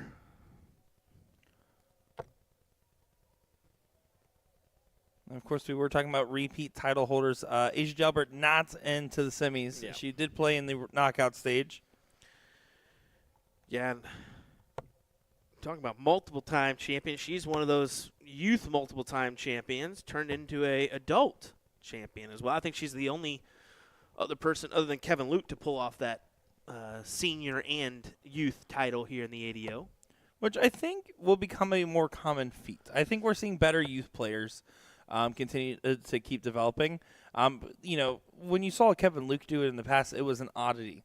Now it's the expectation. Yeah. Kobe Chrisman, I could see him now accomplishing that in a few years. I think that's a good point to say. I mean, we're getting to the point where you're starting darts younger rather than, it used to be you don't pick up a set of darts until in your 20s. And then I was like, well, that's where the competitive advantage is for those overseers, is because they have been playing since they were tykes. And, a little bit of advantage their way, but we're starting to close that gap. Well, and on top of that, again, the online aspect of the game Yep. getting so popular is now leading to better competition from a younger age. When I was a youth player, it was a little bit harder to still find that top tier competition without actively seeking it. Now you can have it every day from the comfort of your home for your practice sessions, then go out to the tournaments and play them face to face. Yeah. Big 5 mark there for Paula as she shuts the door on the 20s and gathers that point lead. But what an answer from Liz Tynan with the 7. Yeah, Tynan turning the tides back in her favor with that big 7. Now needs Paula to stay at arm's length. Trip 16 does get a shot, but will not find, so going to be staying there. And still gets on the last, adds a dart to Liz's throw. Liz just needs a 1-2-3 punch to have advantage going into bulls. She's going for the 1-2-3 punch. Big old single is drilled. That does just what she needs to do there. Close it out.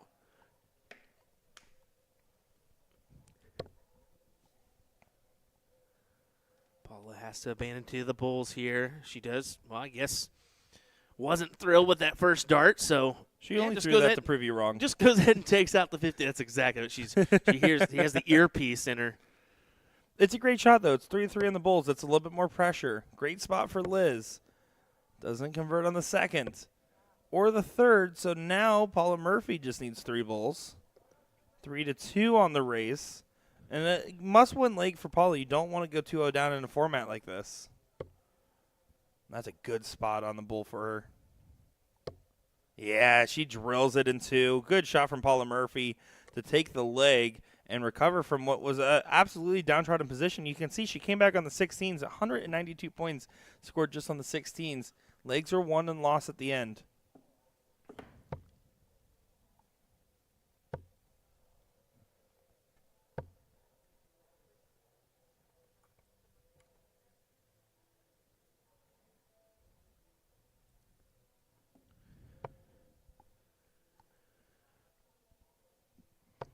Paula going to the trusty 19s, a known friend of hers.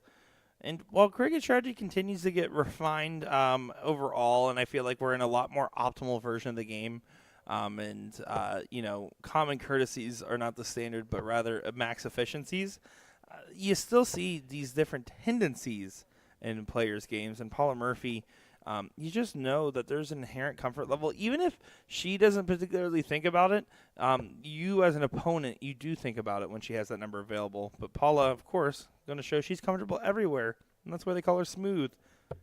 Gets a big 5.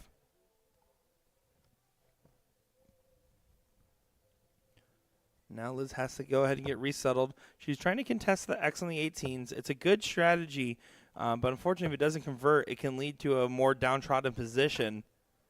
As now Paula only needs a single 18 to get that second number in her advantage. Control has started to shift. Definitely starting to adjust here as Paula does grab the triple.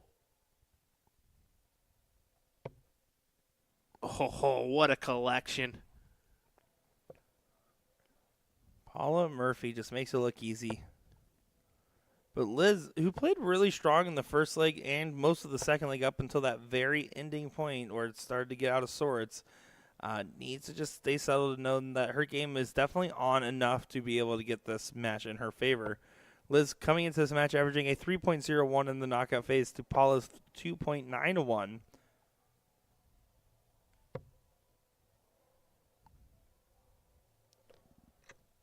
Right now, Paula playing above that average of 3.5. She's 0.6 above where she was in the round robin stage. Liz staying basically only 0.1 ahead of where she was, meaning that they're both bringing their best for the semifinal. Certainly trying to. They both know what's on the line here. I would say they've got a tough side. Especially just with the names that we see on this side of the bracket. I mean, they've already went through the Emily as well as Callie West. And then you got Carolyn Mars and Janelle? Is that right? Yeah. I'm trying Janelle. to see over there. Yeah. Yep, Janelle Hanna. Appreciate that, Nick. Yeah, so that's your other semifinal. And Carolyn Mars, I believe, if I'm not mistaken, actually won a cricket title or a title in Vegas this past year. That was a big yell. That was a big yell out there. Kaylin Mars also finished on Robin stage with the highest of the averages of 3.09. Again, only margins ahead of the 3.02 of Liz. Asia Jalbert actually finished on Robin stage at the third highest, 2.81. Paula Murphy down at 2.78. But again, when you get mathematically locked in, it's easy to have some kind of throwaway legs in there that, again, will not tell your full story when you're looking at a round-robin format. And you actually mentioned it. Asia was the previous champion this year. Carolyn won in 2024 on the 501 front. So there we go. As we right the wrongs of what I said. Big double there. Single to close out the leg for 2-1. There you go. So Paula has the advantage, but Liz needs to settle. Again, Liz is probably thinking, I could have easily been up 2-0 from the position she was in that second leg. And I say easily because of the position she put herself in. But Paula will get the start in this leg. And it's all about her dictating the throw. Will she take advantage, or will Liz Tynan break to have advantage in the last leg decider? You can see Liz going back there. You saw the arm kind of go into the camera shot, trying to stay loosened up.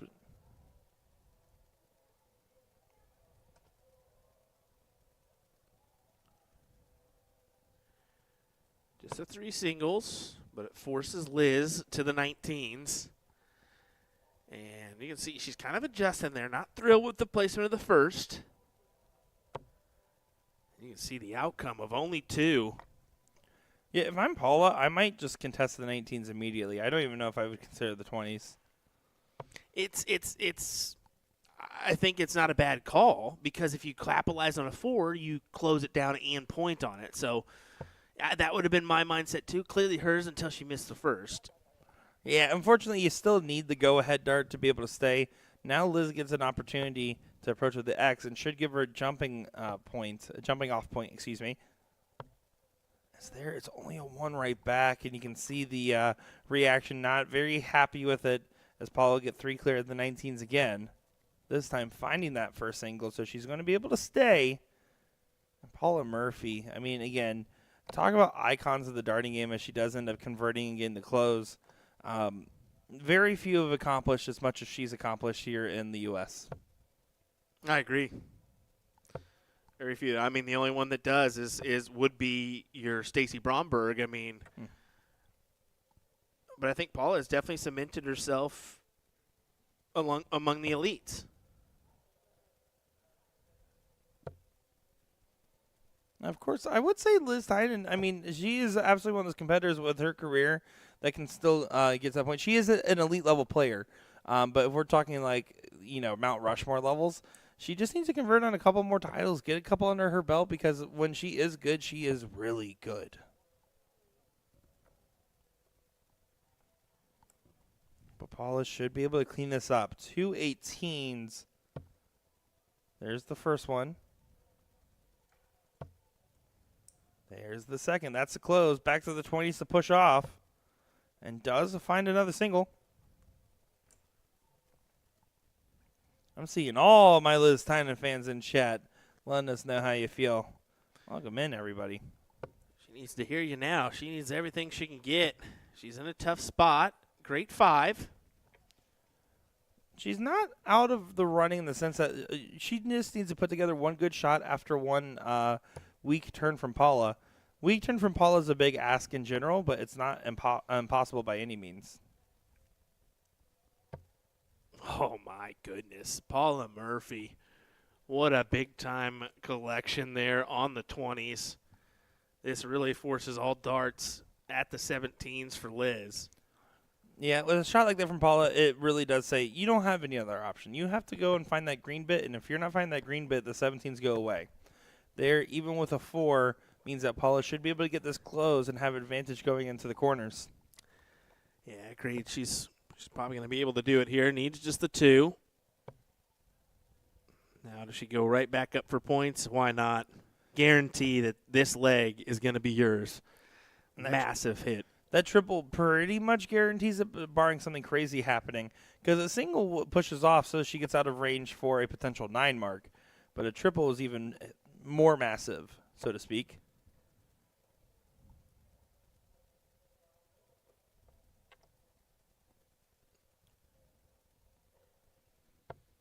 Paula's on one right now. She is feeling good. The darts are flying straight. There's so much to like about everything she is doing. She seems infallible. I mean, she's at a 3.4 average for the match, and it's just climbing here as she approaches a 4.0 in this leg. Paula Murphy, is it going to be an 8th cricket title for her? I mean, it's almost locked in. She's going to the finals. Is it going to be Carolyn or Janelle that tries to best her here?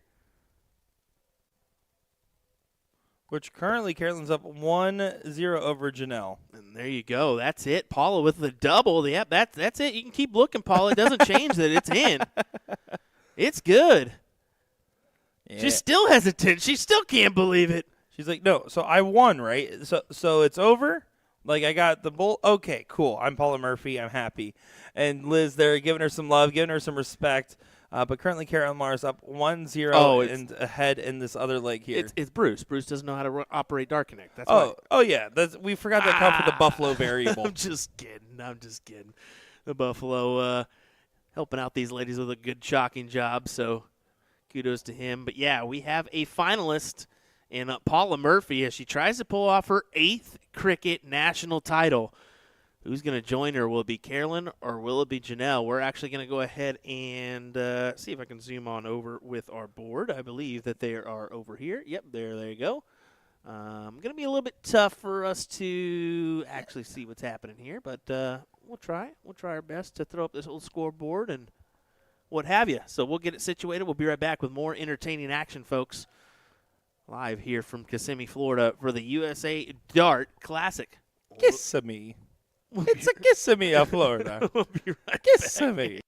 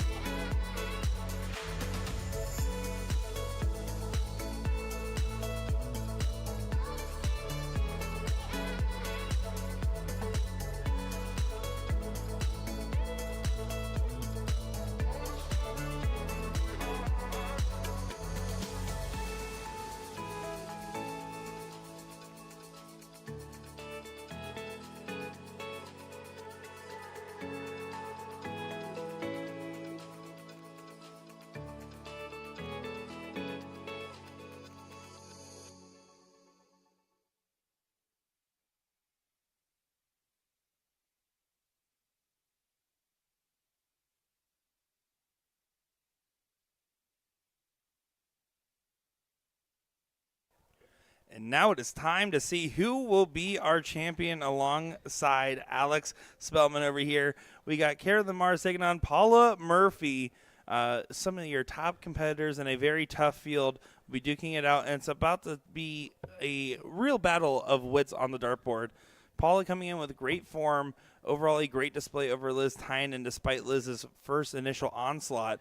And Carolyn, our first look on the live stream, but I saw her not too long ago over at the Cleveland Extravaganza, and she played amazing over there. Yeah, I mean, Carolyn's one of those ones that's been around, been there, done that. She's kind of one of those sneaky individuals where all of a sudden she's in the finals, and you're like, how did I not predict that one? You know, she's one of those players. But yeah, she's looking for her first national cricket title here. She's had a couple 501 titles, 2024, and then way back in 2013 actually is when she had her first ADO national title. But yeah, for Paula, looking for number 8 here. So impressive resume. That would be the most cricket titles for anybody is, of course, Paula. When you're getting more cricket titles than you have fingers on the average hand, that's how you know you've done pretty good, Yeah, huh? I would say so. I say average hand. We're in Florida. Some are blown off with fireworks and other shenanigans. Some are non-existent. Let's just say that. I don't count thumbs either. Alligators and stuff. I mean, chubs. Come on now.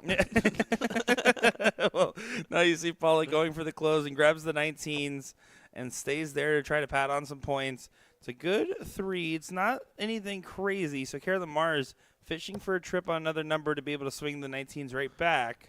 Awkward spot. I would say so. And we always mention it. We have to. We would be dumb not to mention this. But Carolyn's just overall throw is very unique, isn't it? Yeah, I mean, you kind of saw back in like the 80s, you would see some people have a very similar type of grip style. It was few and far between. But it's one of those things where it shows it's about the comfort level of how you use your equipment, not the equipment itself.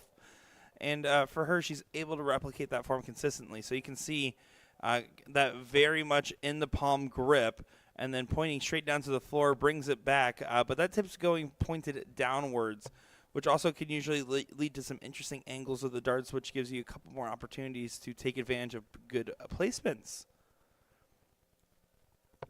Paula, of course, known for having that big sweeping arc she's always had in her dart throw, as she looks for one more 17 and grabs the close. This is just nice standard play from Paula. Carolyn challenging, but just not quite there in this first leg so far. Yeah, I mean, we're 2-8 apiece here, but Paula having the advantage on start. That's kind of a factor in this one. And just timing as well, as you can see there. An unfortunate none on the scoreboard for, well, 1, sorry, for Carolyn. And now Paula still living dangerously with a 4-point separation. Does grab the 16s, not as dangerous anymore, going to swing. And she grabs the 15s as well. Every time I try to say something about Paula, she says, listen, Nick, I'm just going to hit it, and it's going to be fine. Yeah. If she knows she has a triple in her back pocket, then she has nothing to worry about, and that's exactly what she had in her back pocket there. And while that hat trick is a nice trick for Mars, Paula Murphy just needs 3 bowls, and she already has her 3 numbers and a 4-point lead as her insurance policy in this one. Outside. Should stay for one more. Now you should probably go ahead and try to add. Even though a single doesn't add anything, you're just trying to set up for a shot on your next visit. You don't want that last single bowl. You're going to try to push the bowl on your next throw. I'm okay with the shot selection. Close one of the numbers. Yeah, there you go. I love this from Carolyn. Now she's thinking, why couldn't I have done that before? Hey, she'll take it right now because now she has the higher scoring segment, got rid of the 18s, and has point advantage. Paula needs to grab 53 points, so she's going to need a 4 mark now.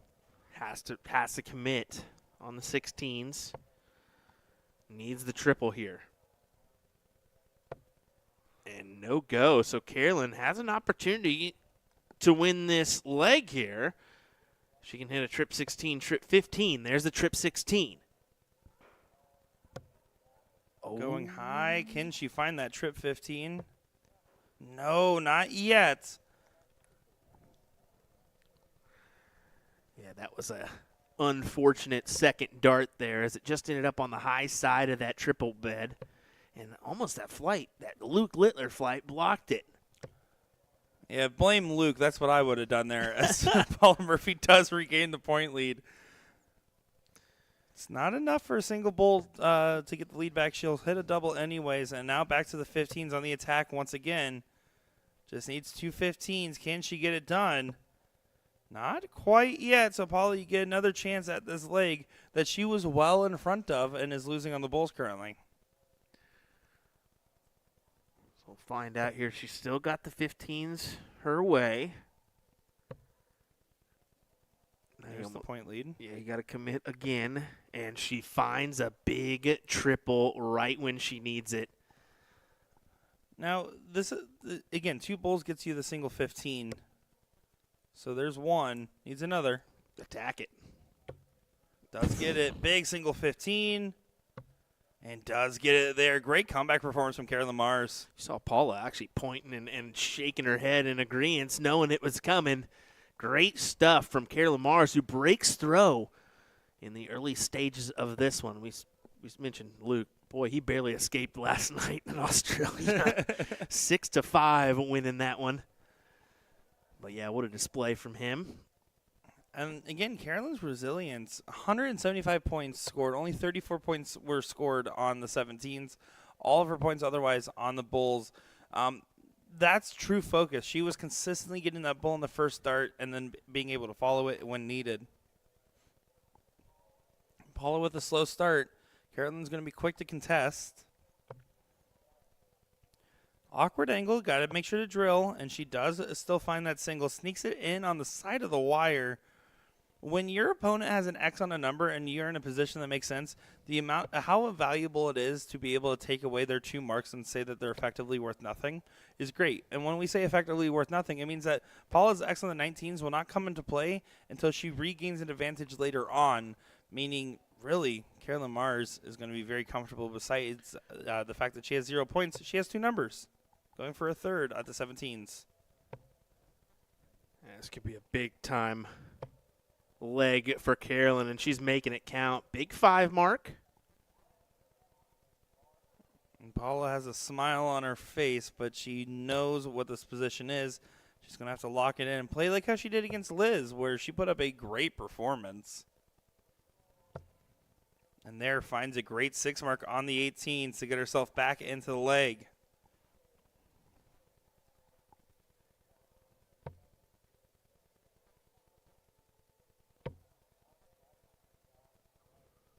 Point lead has been regained and going to stay there for all 3. Looking for a clean shot. I like that mentality here. Despite having 3 numbers up, you really want to press your advantage. Make it feel suffocating at times. Exactly it. I mean, press that advantage for sure. You're 100% correct. You need to, I mean, sometimes you got to force that hand. Put up the 100-point lead on them and say, what are you going to do about it? Some people hate that mindset, but you just got to shake your head and say, well, they're hitting it. I'm not. If they hate that mindset, then they should be out shooting. Exactly what we talked about there. Carolyn, 100-plus lead when it matters. And now Paula is going to be forced to have to respond with another 6 on the 18s. And they don't come that easy, folks, so here is going to be an opening.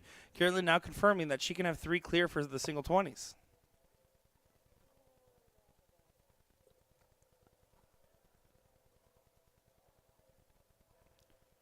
Here comes the 18 closure. Not going to get on the first. It's a good position on that barrel, but there kicks down. So going to go ahead and go back for the cover shot. Again, playing conservative, making sure Paula has no outside shot here. And she really doesn't have a opportunity. She really has to fill up those 18s, and it ain't going to happen here. Of course, if you are in the area and want to come on over and play the blind draw tonight, if you or the singles for that matter, but the blind draw as well. Singles will be starting at 5 p.m. for the men and 5:30 for the women, and the blind draw starting at 8 p.m. for the doubles 501 draw, where you have a chance to draw Will Stewart. By the way, you're signing up for the blind draw if you didn't know. Not doing that one, sorry. Nah, we'll be working in the booth. We got Pop Dart commitments. No, I'm just kidding. We are hooked. Just a little bit. I hate how effective that marketing was. It was very good. It was very good. Hopefully we can grab a few of them to start playing darts as well. Proper darts is what we'll call it. Proper dots. Proper darts. None of this ticky-tacky. Well, here you go. I was thinking maybe she'd just swing it at the bowl there with that last dart. Need only one, but she elects for the 15s. And she's playing free right now. Yeah, yeah, no doubt. Because now it's single 15, single bowl. Needed to go ahead and get 2 more numbers in her favor. Regardless of what Paula does in the 16s, that shot guarantee that Carolyn Mars does not have to look at the points in this throw, despite the gap closing. There finds the trip 16. There's the 15 single bowl needed for a 2-0 lead and single bowl found. What a shot from Carolyn Mars. What a 6 mark. A 3.8 on the leg, and Paula's looking like she needs to do a number here in this leg. That is great leg of darts from Carolyn. But of course, if there's a person that can come back from this 2-0 position down in this race to 4, it's Paula Murphy. If Paula Murphy's down in a 100-leg race, down 99-0, it's still Paula Murphy. I would never take a bet against Paula Murphy, although I do think right now Carolyn's looking real strong in this final.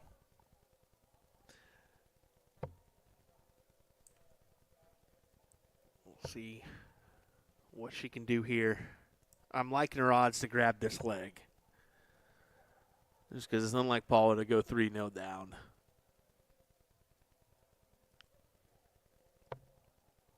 Well, but Carolyn gets the point lead on the first, up 15. She's staying down there. Was trying to ride in on the barrel. Didn't even take a glance at another wedge. Yeah, no gander. Paula finds that 20 to be very friendly at the moment. That's a good friend to have on your side. Yeah, it's the most points on the scoreboard right now, so right now and forever. I don't think they're planning on adding any new ones. You never know, Nick. You never know. The quadro board may be a thing here soon in the old cricket side. That is true. Quadro cricket would actually be pretty fun. That would be crazy, honestly. That Would be nuts. Well, coming near you, Quadro cricket. Don't give them all our good ideas, Nick. Patented idea. USA Darts.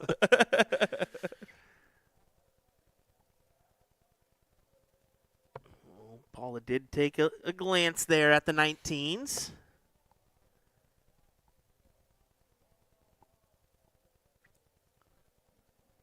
Quick little reset here from Mars, knowing that that's a very important dart to try to get the stick.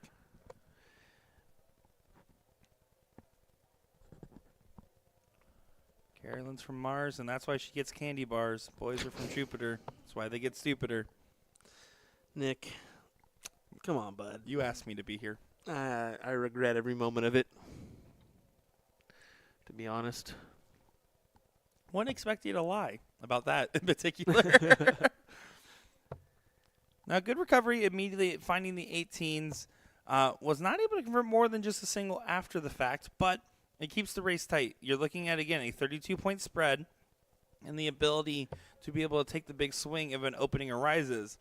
It just, when Paula's in an up-front position, she doesn't show many cracks in her armor. It's the legs where you get the jump on her that you have the best chances in. And it sounds, again, pedantic to say, but it is truth.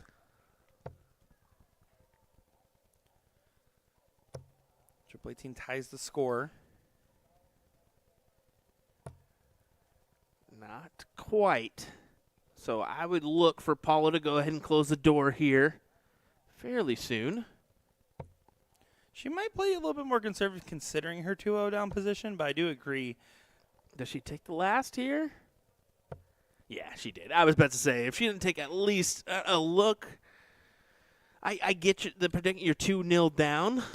Well, it's also two 20s there makes it so now you have to hit trip 18 because it's 76 instead of 72. Mm-hmm. That's a 3 that looked like it was much more than that. It definitely looked like she gathered the 5 there.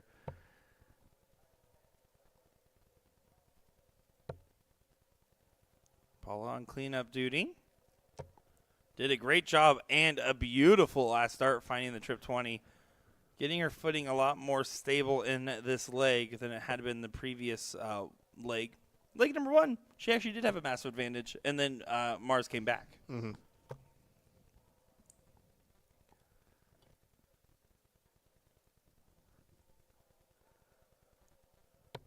So this is the leg for Paula. 3 singles is A-okay with the 102-point advantage. Now a little bit more than that.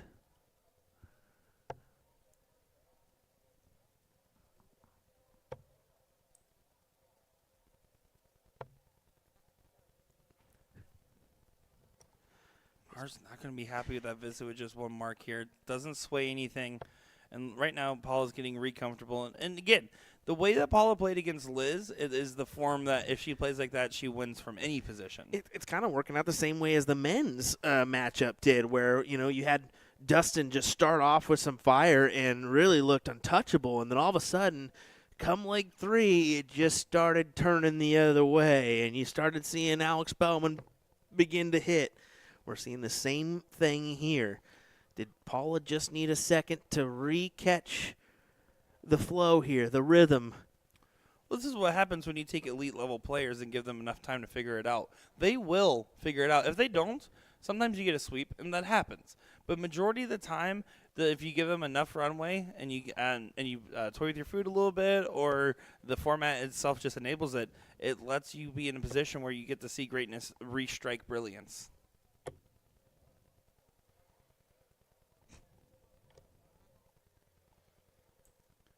Or if you're Nick, you just look at the appetizer and take half of a bite and call it good. And I'm like, what are you doing, Will bud? Stewart's mad that I'm finally trying to eat healthier in my life.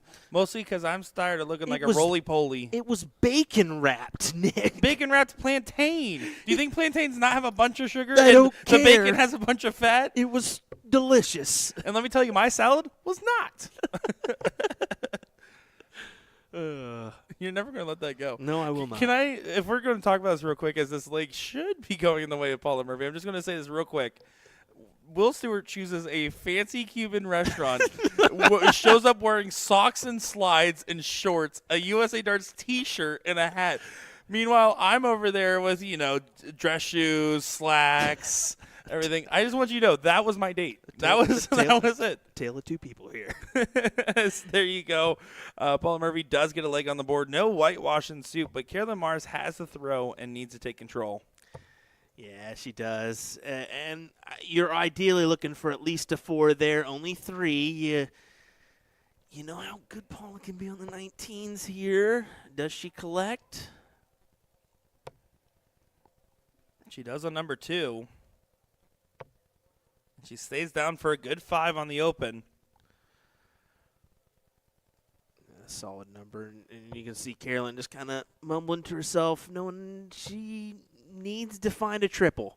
Well, and again, her leg 1 comeback and leg 2 performance is all the right signs that she possibly could need to say, I'm fine, I have advantage, but you just don't want to lose momentum when it goes against someone like Paula Murphy, because that's when you can start feeling the ebbs and flows, it feels worse. Yeah. And I have to go ahead and say it. There's been a couple questions about the salad. It was not a salad at all. It was shredded beef. I actually did not eat the salad. It was embellishing to my story. It was definitely shredded beef. It was shredded beef with no rice and a side of steamed veggies. Good on you for the veggies, but that rice was to die for. It looked good. Wouldn't know. 60 gives her 100, but the advantage for Paula, she'll look to close here on the 20s. Great marker for her. But even 3 singles is A-okay here. It forces Carolyn to find the 18s, and she's going to have to find 2 triples there in order to gather the lead by 2. Now, of course, not going to be out of the realms of possibilities, but now will be. Still, it's about collecting the big close. That last start, if it drops low, you're letting Paula Murphy have a free take. Instead, yes, Paula Murphy still probably attacks these 18s pretty vigorously, but at the same time, at least adds a little bit more heat, a little bit more of a disadvantage. But never mind, Paula Murphy finds a beautiful 7 mark and was relentless in her shot selection, choosing to stay down for a 166-point lead. Absolutely superb. And this is you can follow this to a T. This is exactly like the men's final. No doubt. That is, I mean, I'm not going to disagree with you. That's exactly what's happening here. Now we just need the same treatment. 3-3, last leg decider. Let's go. I'm not going to be mad about watching this all day long. You know what? It's going to be a 1-by-2 format now. And it's a sudden death leg at leg 19. Calling it. Let the ADO know. That's how we're going to play it. Mars still struggling on these transitional numbers. It's the rounds where she's staying on the number, she's scoring fine. It's the rounds where she has to open up the new number. She's not getting any go-ahead darts. She's not getting anything that lets her play loose or free.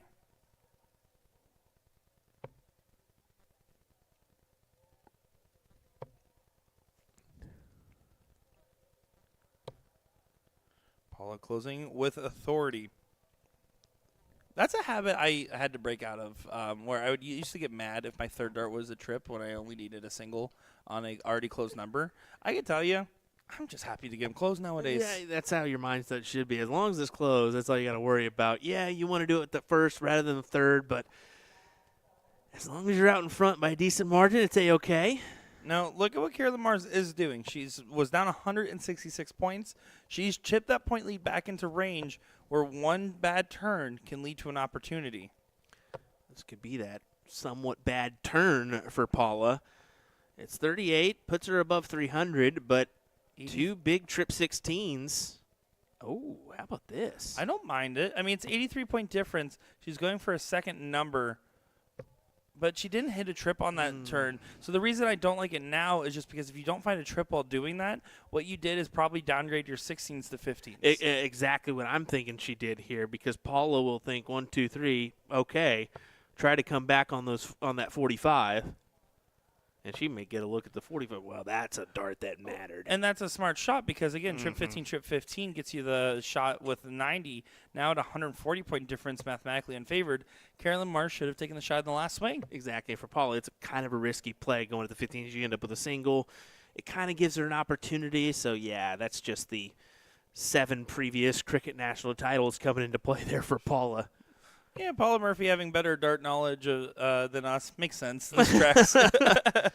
She can close her eyes and do it. I want to say, I did play mixed trips last weekend in Orlando. Yeah, you did. I played against Paula. She missed 1 dart at She's her really intended good. target. She is very good.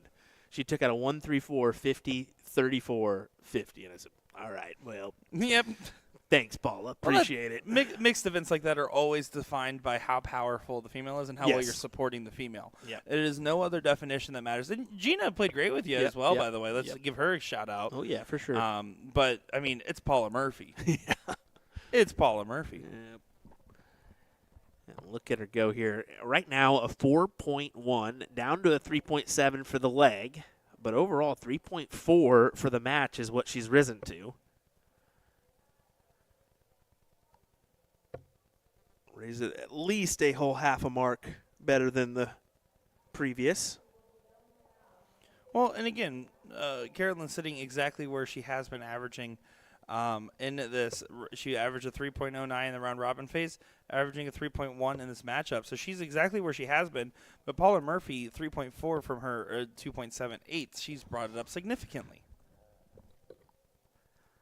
Well, there you go. 2 on the spin for Paula as we are all tied up here. Who's going to win 2 legs in their favor? And this is where it counts because Paula gets that throw back. And with the display in the previous 2 legs, well, that's a hefty start. I believe I was told our new thing is hefty, hefty, hefty. That is a big 7 mark there from Paula Murphy. You do that right? You asked for the hefty call out. A little more emphasis on the hefty. Oh, like you want me to like Yeah. add some like bass? like the trash bag commercial. You got Oh. a little bit more. I call them Will Stewart commercials. Speaking of, get your trash bags now from Hefty. Our new sponsor. At this point, we're lucky to get sponsored by the Denny's down the road, okay? That would be prime for us. Something. Not all Denny's, just the one Just the specifically one. right there. Just the one. As Carolyn Mars pushed to the 18s early on, finding success on the 18s early on, and finding a 7 on the 18s. It's a good response back. The rebuttal gets her back within 8 points of this matchup. Paula should be staying on that 20 until she finds a trip. She does do so, so 88-point advantage means you can swing the 18s now if you want, because it would make it a 9 mark instead of a 7 mark required. We talk about this with soft tip versus steel tip for our audience that tunes in for both, but it's about what you hit, not what you miss when it comes to especially steel tip cricket. Soft tip, it's all about, okay, did you miss? That's my opening. Yeah, This is about who hit the big shot.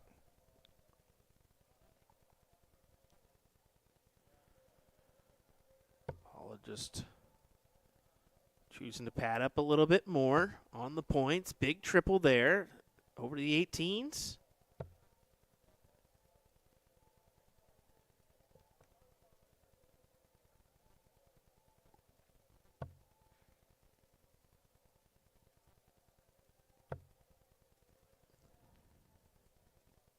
Mars needs to find the position on that barrel, try to guide in off it.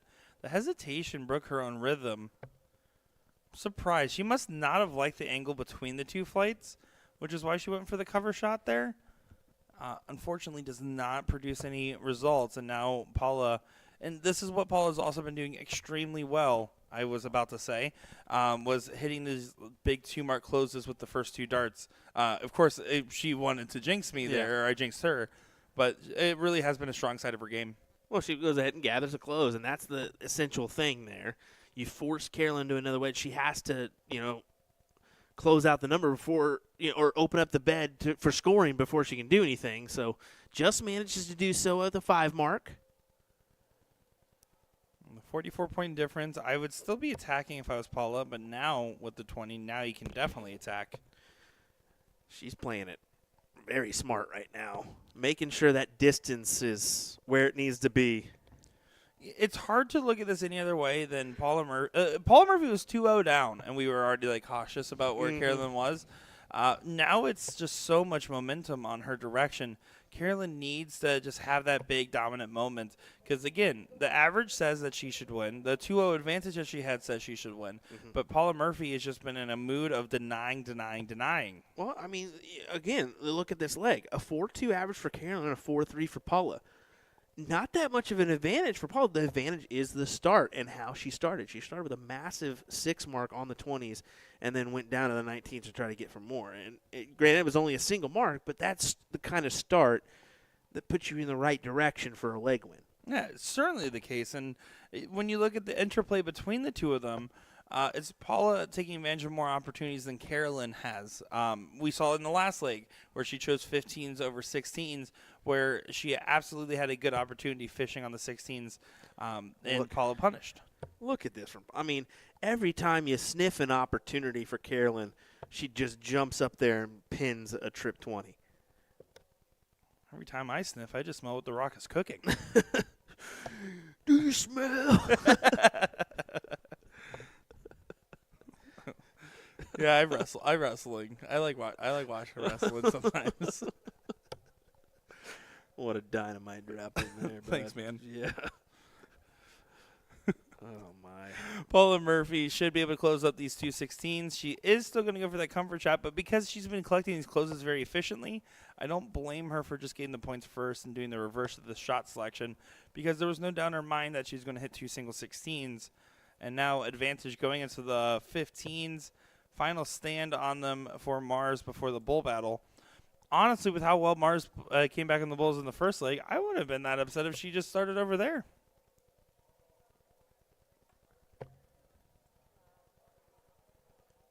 You see in the background there, that's a darts player, Jen Mounts, playing. Darts player extraordinaire in her mom jeans. Not a mom, but mom jeans. Hey, Milo would say otherwise about the mom status. True. Look at this from Paula. Jeez Louise.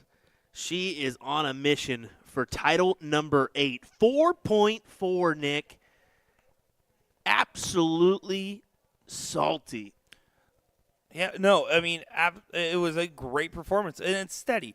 It is so steady, some would argue to say smooth from Paula, as of course that's her nickname and moniker, because she just finds that gear and she can glide and coast. She has that nice, smooth arch in her dart stroke. She's just finding what she's aiming at with such success. And with the way she's hitting the 20 right now, I wouldn't be surprised if she's able to pop it on command when she does take her swing. Ooh, that's a difficult last, just on the neighboring wire. But still collects on points on those 19s. Now, what does Carolyn go ahead and do? Of course, now you got to move. She did move, but will still take the 6 all day, every day. Oh, yeah, for sure. But there was no way you were going for more on that one with that hanger. Paula's going to close down this deficit pretty quick. 76 already scored. Getting back within 25. Hits the other 19 there. Plus 6 for Carolyn. So, again, the point differential right there. Going for the close with the 6-point advantage. And does drill all 3. It was a must-hit 3. Again, though, the way Paula's hitting the 20, it's just a little scary knowing that if she hits a 4 mark, she can swing that 20 if she wants. She's been playing more conservative than that style, but she has the ability to do so. You can see that room starting to fill back up. By the way, everybody, as the Cricket National Championships are coming down to a close here with this match. And again, 5 p.m. start time for the men's and 5:30 for the women's in the singles cricket ADO sanctioned event. Oh no, from Mars. Troublesome moment. At least a single 20. Added dart to Paula's throw. But this is trouble. This is very much trouble for Carolyn. Only a 20 to give her the advantage, but you sense Paula's going to make this round count. Gets the point lead. That's a massive dart there. Doesn't even look at the upstairs. I would have thought maybe she'd take a chance there. Her style of play right now is definitely akin to I'm staying down and then taking a clean swing. But I agree with you. With her ability to hit these big shots and how well she's been cleaning up single marks on closes she doesn't get in the first start, I would have expected a swing. Still pays off for her, essentially. I mean, she's got the advantage still her way. So does she take this time now, which it looks like it, to go at the 20s? And right back down. Yeah, parachute away. Good marker. Should be able to convert on this last. Doesn't quite convert on that last, so only a 2. You kind of liked her odds there to place it right on top of that dart and gather a triple. Well, darts is such a game about feel.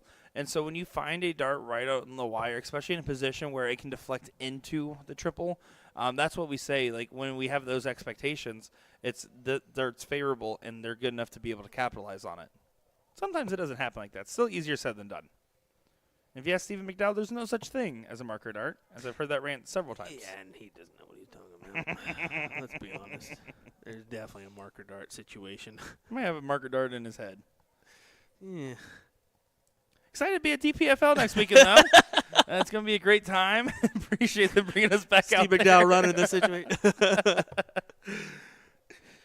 Point lead regained for Carolyn Mars. Doesn't like the position. The fight had to scoot over to find the angle. It's a good throw and dart, but that one also drops to the single. It's 36 points, so you need at least 3 17s to be able to take a sweep.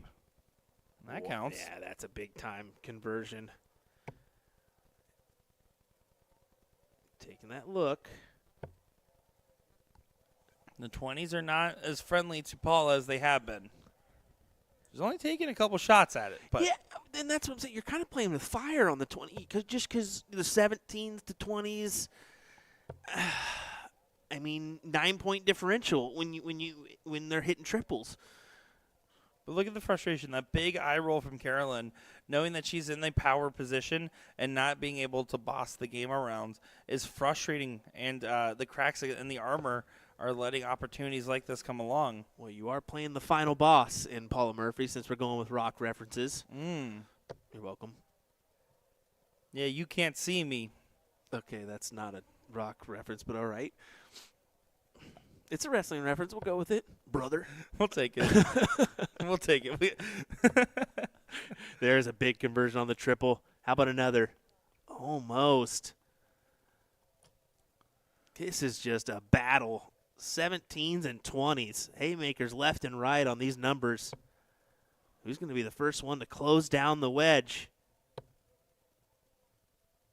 And Paula keeps saying when she has good position darts like that, ones where she really likes it, and there finds 5, but just isn't able to get that second one in the trip, which is what she's been fishing for this whole time. She wants to have a big 2 treble turn and then take a clean swing at the 20s. But this might be an opening, and it's a very unfortunate timing as Carolyn Mars only gets a 1. This is definitely the opening you need. Take your darts at this 20. Close it down, Paula Murphy. That's a prime real estate dart for her. Got to be careful with those flights positioned. Yeah, you can see she purposely put it way up over them. Because you can easily get caught in those flights and have a Dustin Holt ricochet out of the 16 situation. Or even on the, that can fall on the ground, too. I mean, that's another possibility. And that's more of a Scott Hanish situation. Yeah. A swing and a miss. But now it's an 18 versus 17 battle. A little bit more favorable to Paula. She should be able to gain the point lead on the first. And now just compound interest. She's trying to collect all the payments on the 17. Rent is due, and she finds 3. She did the tough task in taking out that 20. But now she's got to worry about this 18 wedge.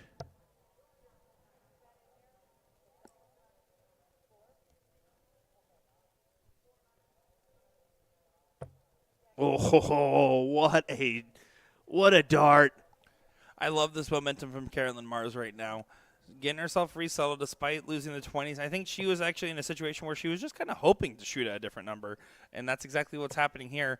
And I love that she's taking advantage of this moment to put this battle back in a situation where she can control the narrative. She can dictate what's happening. It's been an amazing back and forth leg here, and Carolyn's finally thinking, all right, now I sniff an end. I can sniff an end right now to this leg, but don't get too ahead of yourself. Yeah, Paula Murphy can still RKO you out of nowhere.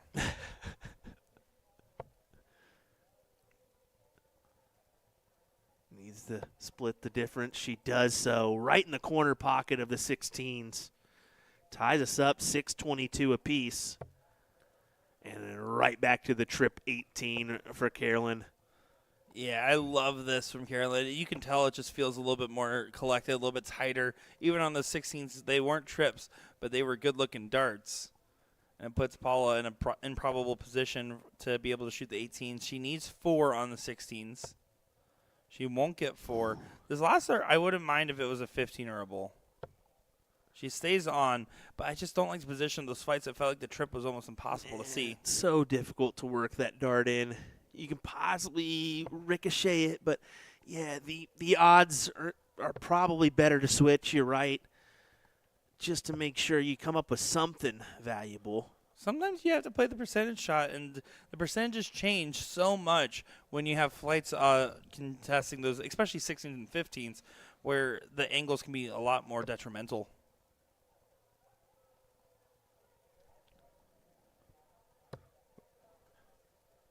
Here comes Carolyn Mars from the top rope, looking for 2 15s.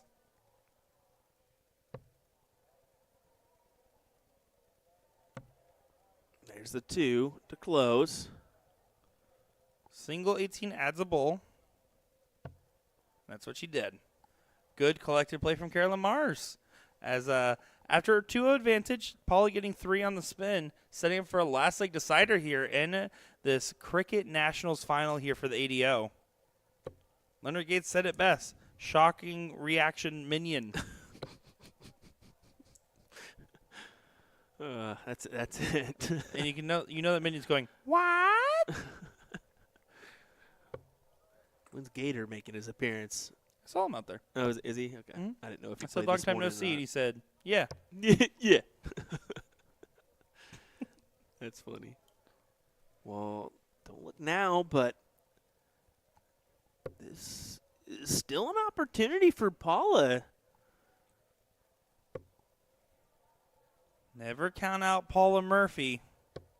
Never count her out. There's 3. Brings it back Overall. within 3 bowls. This is an interesting position. Single 18 pushes the bull again. Carolyn Mars trying to just get it done. Single 18 pushes the bull. Yeah, I think you've got to go for that 18 here.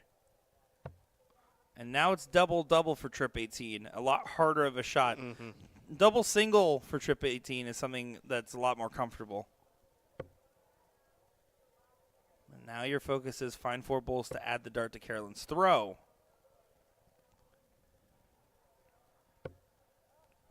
But only the 1 doesn't recover the deficit enough.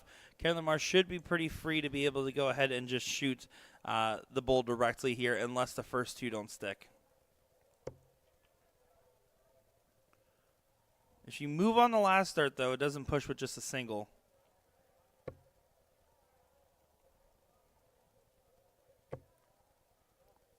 Don't think. Yeah, she did collect 1 in there, so that's why she stayed. This is an outside opportunity. 51 points. It's unfriendly, but double bull, single bull. This would be quite the shot. That's a great marker. Paula said, okay, I don't trust you, Chalker. I want to check anyways. Double bull. No, goes on the top side of the dart. Needs to stay there to try to add. Looks like it was 3. I believe it is. Oh. It looked like 3 to me. That's deceptive. And back to Carolyn, who only needs the 1 here for a tied-up match. And just like the men's, we go the distance here. I think we're also going for speed. Looks like it. But we're not alone now. But this is our time of need. We need you to be watching this. Give a like, give a share right now. Let everyone know that Paula Murphy and Carolyn Mars are in a last leg decider for an ADO National Cricket title. Will it be a first for Carolyn, or will it be an 8th for Paula Murphy? Only 3 on the 20s for Paula. Not the ideal start. Mars quick to find the 19. Does stay for 5. Gains a little bit of ground.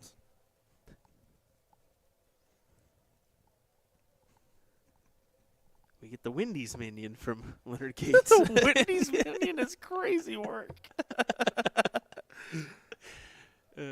Oh, look at this. Paula Murphy. Took the opportunity to try and close there. But still, that big 6. It's very much an intimidating point. It is. It forces your opponent to almost collect a 7 here just to get back out in front.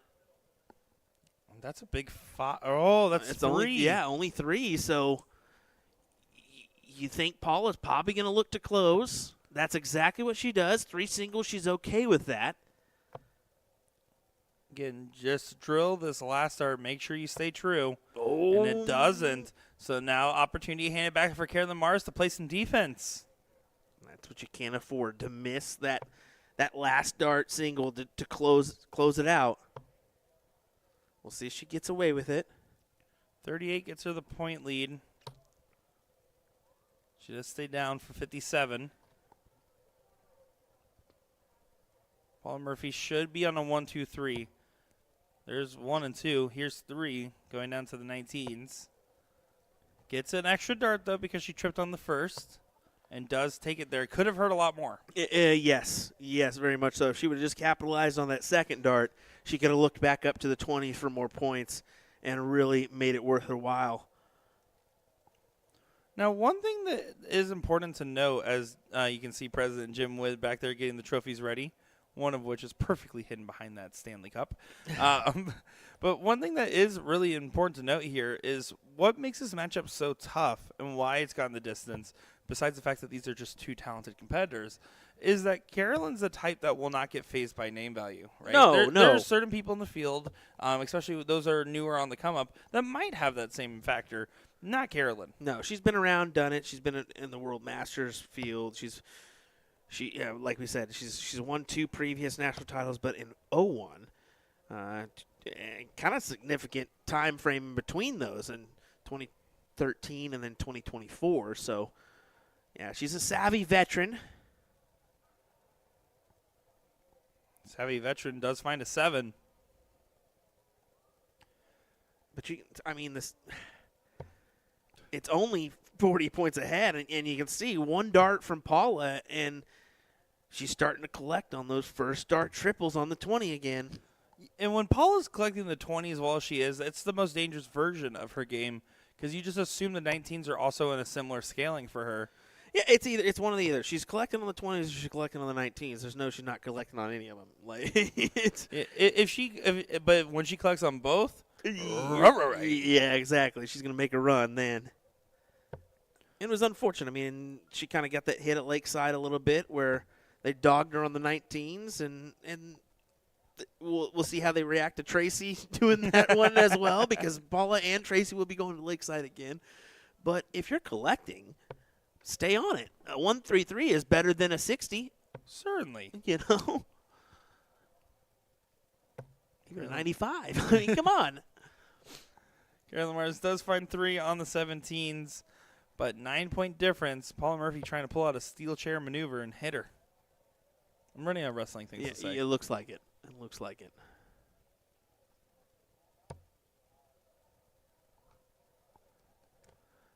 There you go. 4 mark for Paula. Pushes the 89-point advantage. Tricky spot for Mars. You needed the 9 on the turn, but right now just close the distance. When you're facing against the 20s in a situation where Mars is now in this leg, your goal is to extract as much value out of the segments you do get. Hope you get an opportunity to shoot the 20 on a third dart chance or maybe errant turn. Paula, wasting no time, though, finds the 17s. Just on the wire, the 15s might go back up. No, she does stay down there, decapitates the flight, but gets a good 5. Now, this is where I also shoot 15s over 16s in a scenario like this. Carolyn agrees. She's gathered the close and then some points. Well, again, extracting value out of the remaining numbers on the board. Got 30 points out there, even though she knows 15s are going to get close this turn. Yep. They should.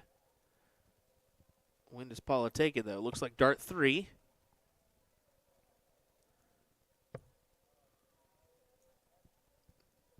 So now 16s and bulls. That's all that remains here. Yeah, 88 means it's a tough position. Need to extract a 7 mark here on the 16s. At least a 4 if you want to stay in the leg and in the match. Doesn't get it. That's a 2. Paula Murphy, 3 16s for a good advantage going into the bowl to become a 8-time title holder. 8 times. That's absolutely insane. It's halfway to Phil Taylor's number of world championships. Pretty good. Pretty good. And yes, I did see that one from Steven. I was wanting to say the Slobberknocker reference earlier, but I mean, a little late in the game now, right?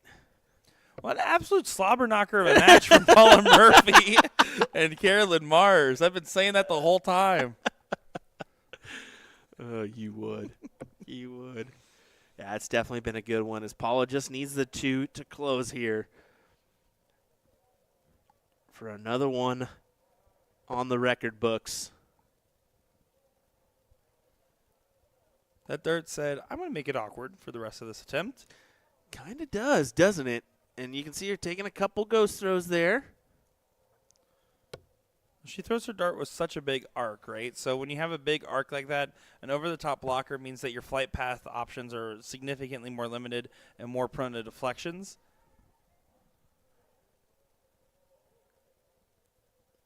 Now, Carolyn Mars is going to hit 3 in the black is the idea, and then hit it again, and then hit it again, trying to get back into this. She's not going to give up on it, and you got to give respect to the valiant effort, but does find 4 bulls. Paula Murphy, though, to tee it up and send it home from this absolute slobber knocker of a match. For the home run. Home run derby. There you go. You're a champion. For the 8th time in this ADO Cricket National Championship, Miss Paula Murphy. Wow. congrats to her. That is absolutely incredible to pull off an 8th title in any event. I mean, alone a national title. It's just, that's big-time stuff. One of the best that's ever done it, going against a very much talented, equally fit competitor in Carolyn Mars. Went the distance, brought the drama, and brought all the wrestling terminology with it, too, as you can see the room giving a round of applause. But now coming up, we're 30 minutes away from the start time for the men's singles and an hour away from the women's singles, which will be the 2 events we're covering tonight, with the blind draw starting at 8, which we will not be covering, but you should come over here and play it if you're in the area. Yeah. So what we're going to go ahead and do is we're going to shut down for a moment. I got some updates to do, try to make the stream look a little bit better, and then we'll be back around 6 o'clock for the coverage of our singles cricket tonight. So look for the stream around then. That's 6 o'clock Eastern, by the way, since we are in Florida, just so you're aware. But we'll see you shortly for some more coverage here from Kissimmee, Florida. Slobber knocker. Thanks for watching, folks. We appreciate it.